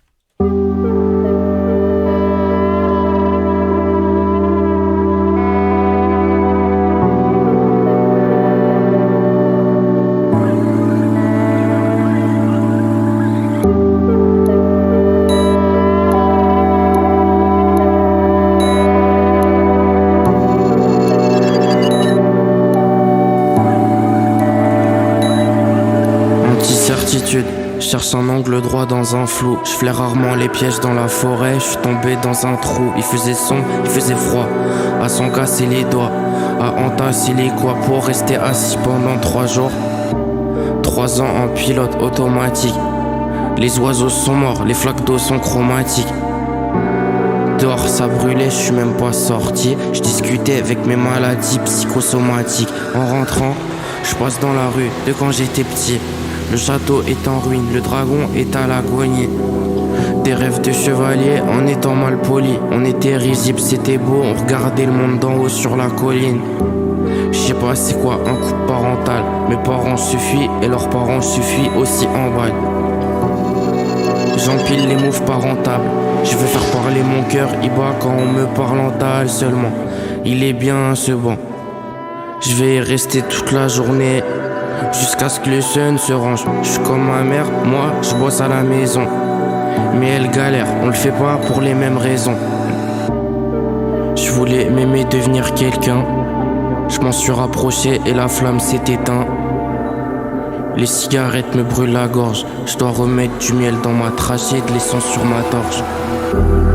Je me mets tout frais pour le déluge. Les nuages fondus par les deltaplanes. Y'a du noir, y'a du blanc cassé. Y'a du crachin sur mon visage. Je me mets tout frais pour le déluge. Les nuages fondus par les deltaplanes. Y'a du noir, y'a du blanc cassé. Y'a du noir, y'a du blanc cassé.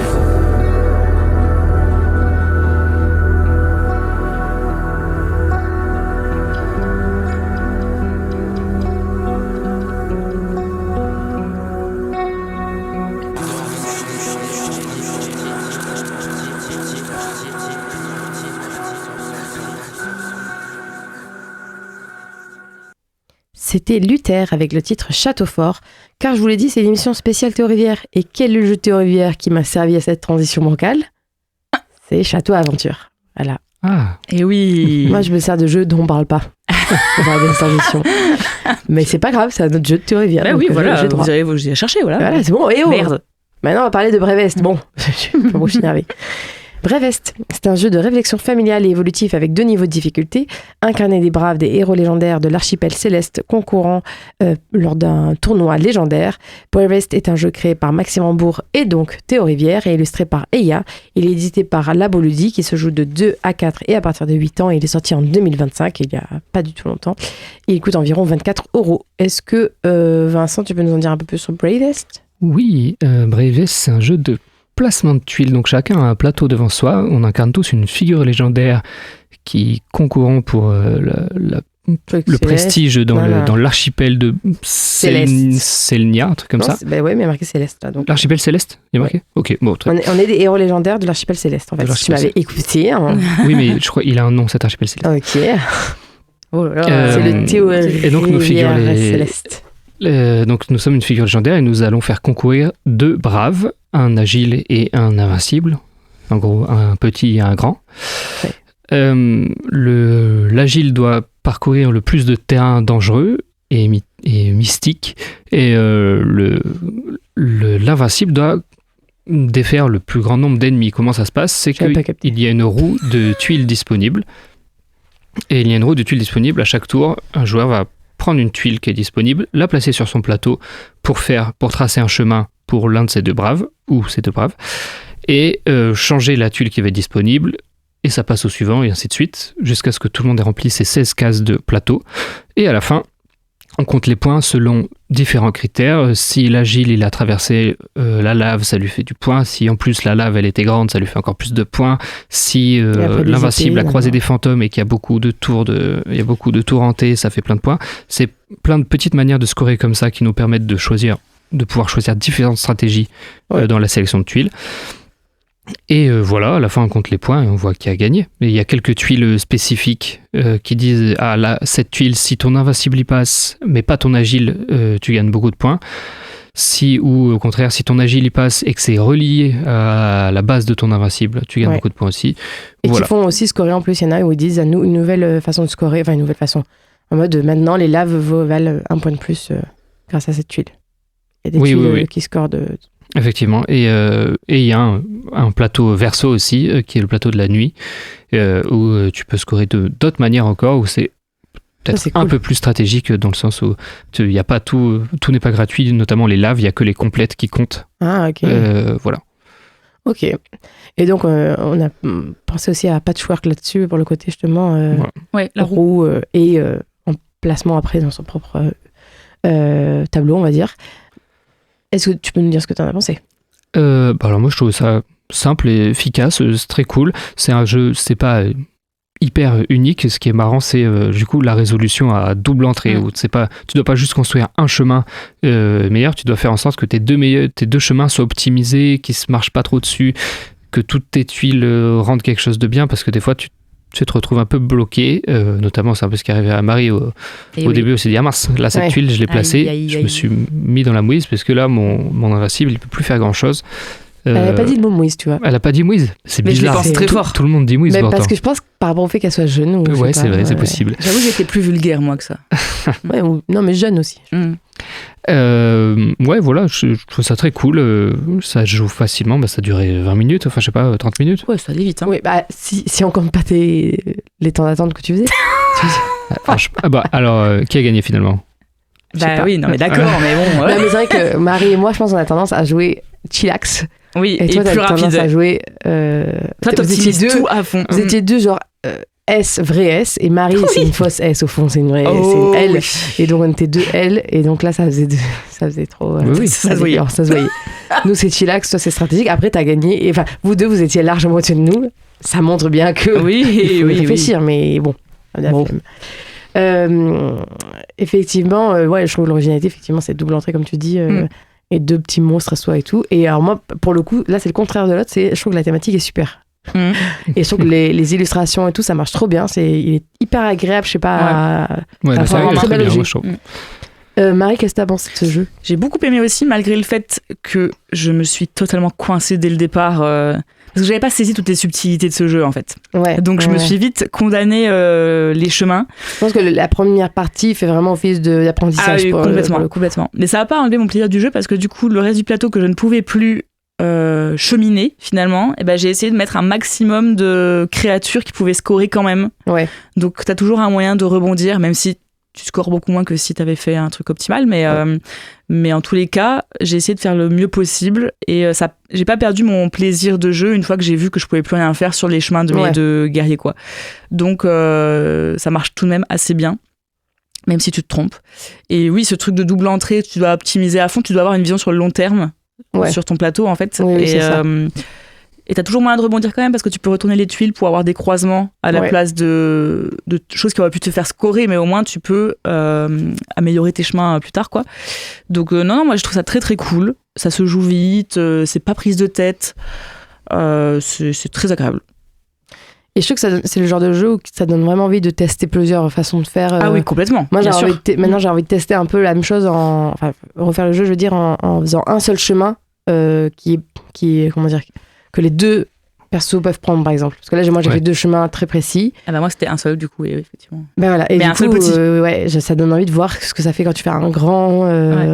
quitte à perdre à un moment là de l'argent, enfin de l'argent, pas du tout des points, quoi, comme c'est des pièces. Tant pis si tu fais perdre un peu des points, enfin voilà. J'ai envie de voir d'autres choses. Et je trouve que même la boîte et tout, c'était marrant, ça me faisait un peu penser à Dead Cells. Complètement. Oui, les couleurs et tout ça. Ouais, c'est vrai, c'est c'est dans le rose un peu rose-bleu. Violet un petit peu aussi et tout, mais très belle couleur. Rien à voir avec le jeu après, mais très mais très beau, très beau. Eh bien d'accord, alors on va passer à notre troisième jeu, donc dernier jeu du jour, qui est aussi un jeu de théorie. Ça, je vous le dis. Mais non, je vous le dis. Mais c'est fou. Il n'y a pas une thématique sur cette émission. Mais je crois bien. Mais également de Élodie Clément, puisqu'on va parler de Potion Express, qui est donc un jeu de collecte malin et progressif dans lequel vous devrez livrer le plus vite possible des potions, vos potions. Et donc Potion Express, c'est aussi illustré par Karine Heider, je ne sais pas si on le dit comme ça, mais j'essaye. Et il est édité par Kiwizu. Il se joue de 2 à 4 et à partir de 6 ans, et il est sorti en 2025. Je ne savais pas qu'il, par contre, lui, était si récent. Ouais, c'est vrai. Et il coûte environ 12 €. Est-ce que Marie, tu peux nous expliquer un peu les règles générales du jeu, s'il te plaît? Tout à fait. Ça va être assez simple, de toute manière. Oui, c'est à partir de 6 ans. Voilà. On a des cartes avec des petites chauves-souris qui tiennent des petits ingrédients pour faire des potions. Ce paquet de cartes, on mélange les cartes de sorte à ce qu'il y ait des faces visibles et des faces cachées à même le paquet, parce qu'après ça va avoir une incidence quand on va les placer sur le plateau. On crée une grille de 3x3 de ces cartes-là. Donc, comme vous venez de le comprendre normalement, il y aura des cartes faces cachées et des cartes faces visibles. C'est le principe du jeu. Chaque joueur a une petite baguette magique pour faire ses potions. Et à tour de rôle, en commençant par le premier joueur ou la première joueuse, on va placer sa baguette sur une ligne ou une colonne. Et cette ligne ou cette colonne va être réservée pour nous. Et donc, le joueur va pouvoir récupérer les cartes face cachées et mettre face cachée les cartes qui étaient face visibles. Et après, on complète la grille et on passe au joueur suivant, etc. Et le suivant ou la suivante va devoir se placer sur une autre ligne ou une colonne autre que celle qu'a pris le joueur précédent. Et ça va tourner comme ça au fur et à mesure. On laisse les baguettes en place. Quand on a fait un tour, le premier ou la première joueuse reprend sa baguette, se place ailleurs, sans que les autres bougent. Ou sur la même place. Ou il peut rester à la même place, effectivement. Si entre-temps, c'est devenu assez intéressant de garder cette ligne-là parce qu'il y a beaucoup de cartes face cachée et qu'on peut tout récupérer, par exemple. Voilà, et on récupère ces petites cartes avec ces petites chauves-souris qui ont des petits ingrédients. Et une fois qu'on a tous les ingrédients possibles, on peut faire une potion. Et le jeu s'arrête quand quelqu'un a fait 3 potions. Oui. Et il gagne la partie. Oui. Tout simplement. C'est très simple, en fait. C'est très simple, ouais. Et c'est très simple et c'est très rapide et c'est pas du tout prise de tête. Ah ben non, ouais. Et c'est vraiment, t'as un élément à prendre en compte. Mais quand même, je trouve que la mécanique est assez intéressante tout de même. Ce truc de face cachée, face visible pour les cartes. Je crois que j'avais jamais fait un jeu où dans la pioche, les cartes peuvent être des deux côtés. Et il y a une petite réflexion à avoir sur là, si je prends cette ligne et que je retourne ces cartes-là, un tel, il va avoir cette carte-là possible à récupérer après. Je me rappelle qu'il y a ça dessus comme ingrédient qui est intéressant. Peut-être je vais pas faire ça. Il y a quand même une petite stratégie à avoir. Mais tu peux le jouer comme on a fait, très chillax, en mode cette ligne-là elle est bien, allez je prends celle-là, blablabla, je fais mes potions. Et de fait t'as joué très chillax et t'as gagné. Donc voilà, donc finalement, il faut être chillax, voilà. Et il y a aussi des cartes joker avec des petites potions grises dessus où ça peut remplacer n'importe quel ingrédient. Donc ça peut bien dater. Et des cartes qui peuvent faire que tu retournes une carte bonus aussi à un endroit. Des cartes action, complètement. Et voilà, c'est tout. Et puis, on joue jusqu'à ce que quelqu'un gagne. Oui. Voilà. Donc moi, avec un design très old school. Très old school, mais très mimi. Les chauves-souris, elles sont adorables. Ouais, très très j'adore. Et les petites baguettes, là, et tout, c'est très très chou. Mais oui. Vincent, t'étais moins à fond dans le jeu, là. Il n'y avait pas assez de stratégie. Oui, j'étais moins à fond. J'ai joué chillax pourtant aussi. Ouais, mais non, mais parce que vous étiez dans l'ambition. On voyait que quand même vous calculiez un petit peu. Hein. Non, en fait, je pense que ce qui était frustrant, c'est que j'avais l'impression que un peu à chaque tour, j'avais un choix meilleur que les autres et je le suivais et ça me permettait pas de faire des trucs de fou, de contrer à fond quelques personnes, parce que dans tous les cas, il y a certaines lignes donc qui sont impossibles à prendre parce que les personnes les ont déjà prises. Donc tu prends celle qui te reste, parmi je sais pas combien, il doit te rester 3, un truc comme ça, 3 ou 4. Mais Numa l'a bien dit, en fait on a un peu l'impression que on retourne des cartes et à la fin quelqu'un a gagné, mais sans avoir vraiment eu d'impact sur qui va pouvoir gagner ou pas, parce que juste on prend ce qui est le mieux à l'instant où on peut piocher. Juste précision, Numa est une personne avec qui on a joué. Oui. Ça paraît très inconnu. Oui. Numa, un bon ami à moi qui a joué avec passe le bonjour d'ailleurs à Brave West et à Potion Express. Et à Hit même d'ailleurs. Et voilà, du coup pour moi c'est un bon jeu à jouer avec des enfants en fait, plus que à jouer entre adultes. Voilà. Mais ceci dit, je pense qu'on n'a pas tout exploité parce qu'on aurait pu être en mode on retient toutes les cartes un peu en mode memory pour essayer de faire chier les autres, sauf que je pense qu'on a joué juste en mode on prend ce qui est mieux pour nous sans essayer de faire chier les autres, ce qui est bien aussi. Mais après c'est vrai que les cartes changent beaucoup, donc je pense pour mémoriser par contre ça doit être c'est dur.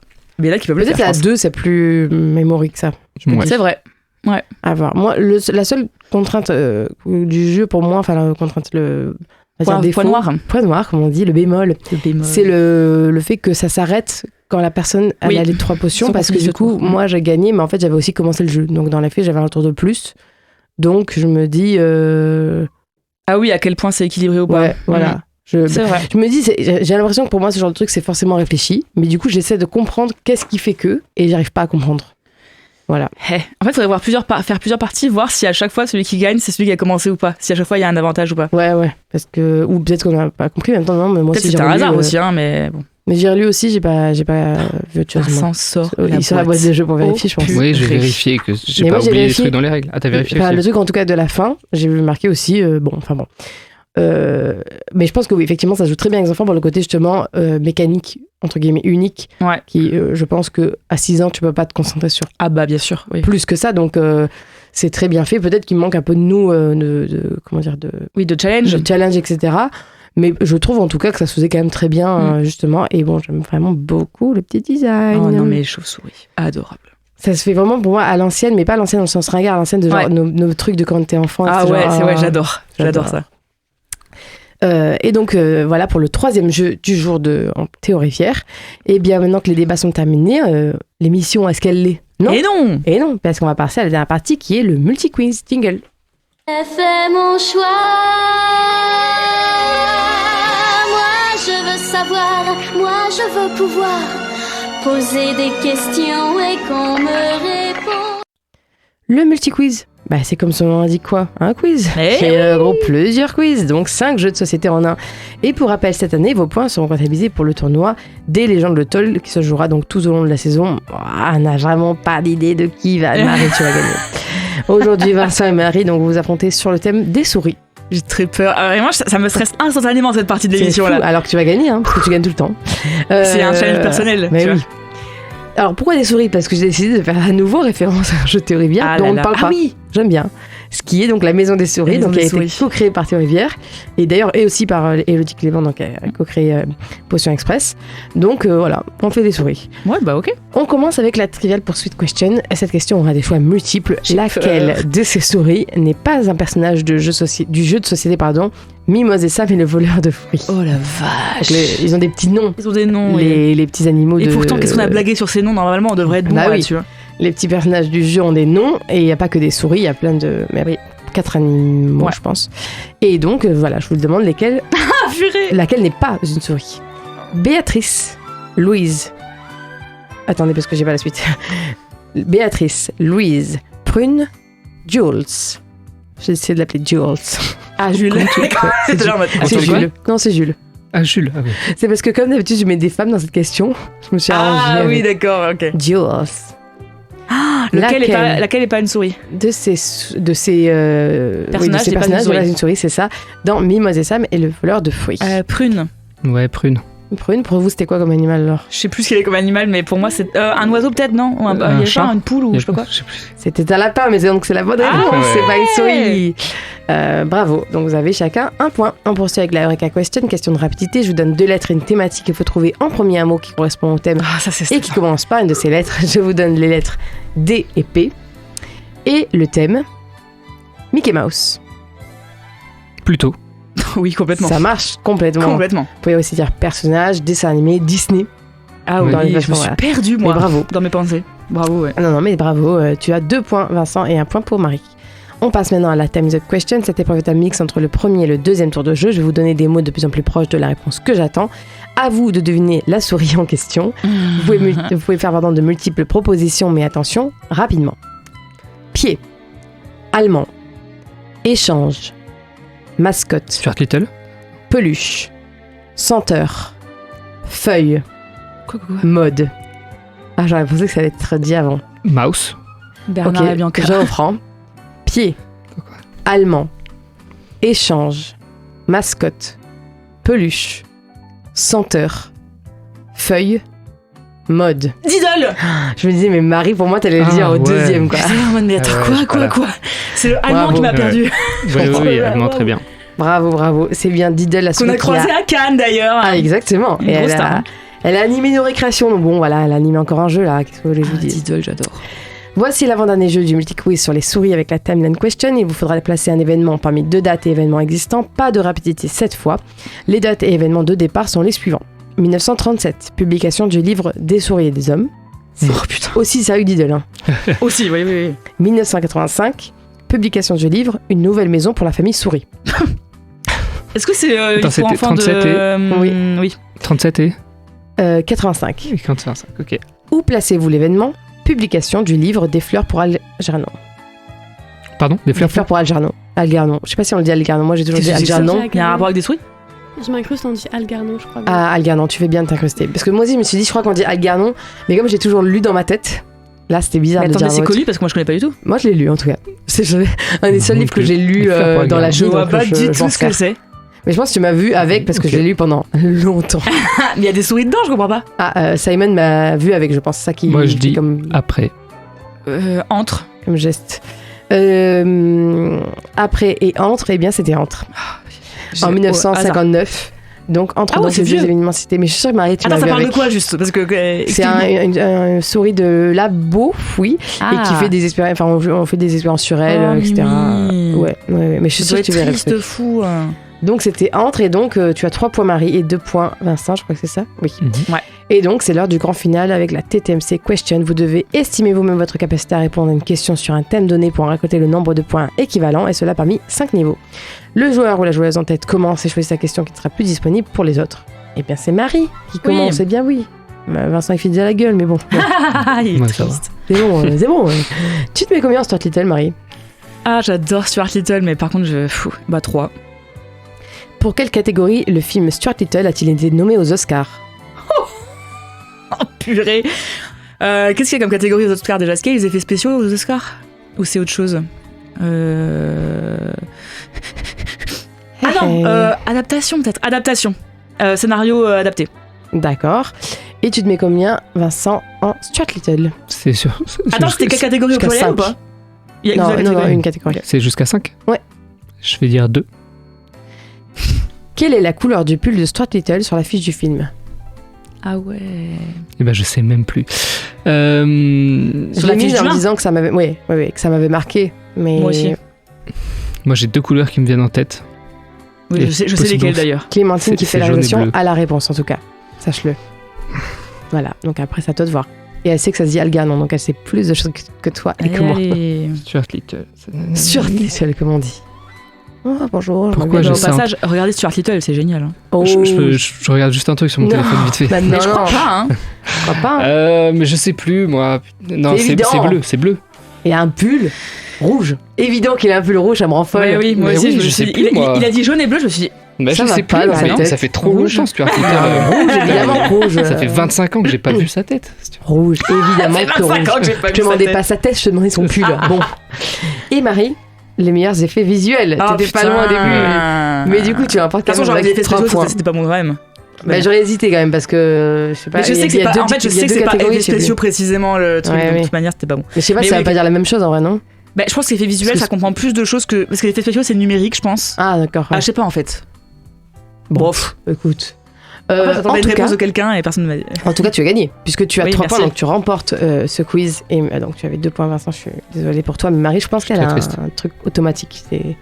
J'ai payé l'animatrice, c'est ça que j'ai fait. Voilà, c'est ce qu'elle a fait. Donc je note tout ça pour le tournoi annuel légendaire des légendes d'Amusez-vous bien, pour le TOL, donc pour les intimes.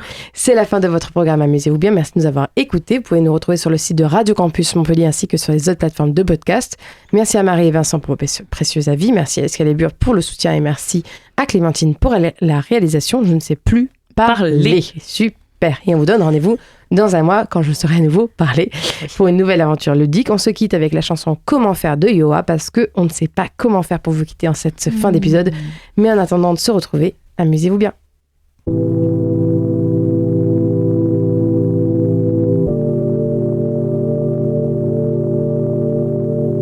Toi mon cœur de pierre qui pourra te consoler. Quand même tes frères et tes amis n'y sont pas arrivés. Toi mon cœur si triste, explicite-moi tes pensées. Est-ce qu'elles sont les mêmes depuis que tu es né?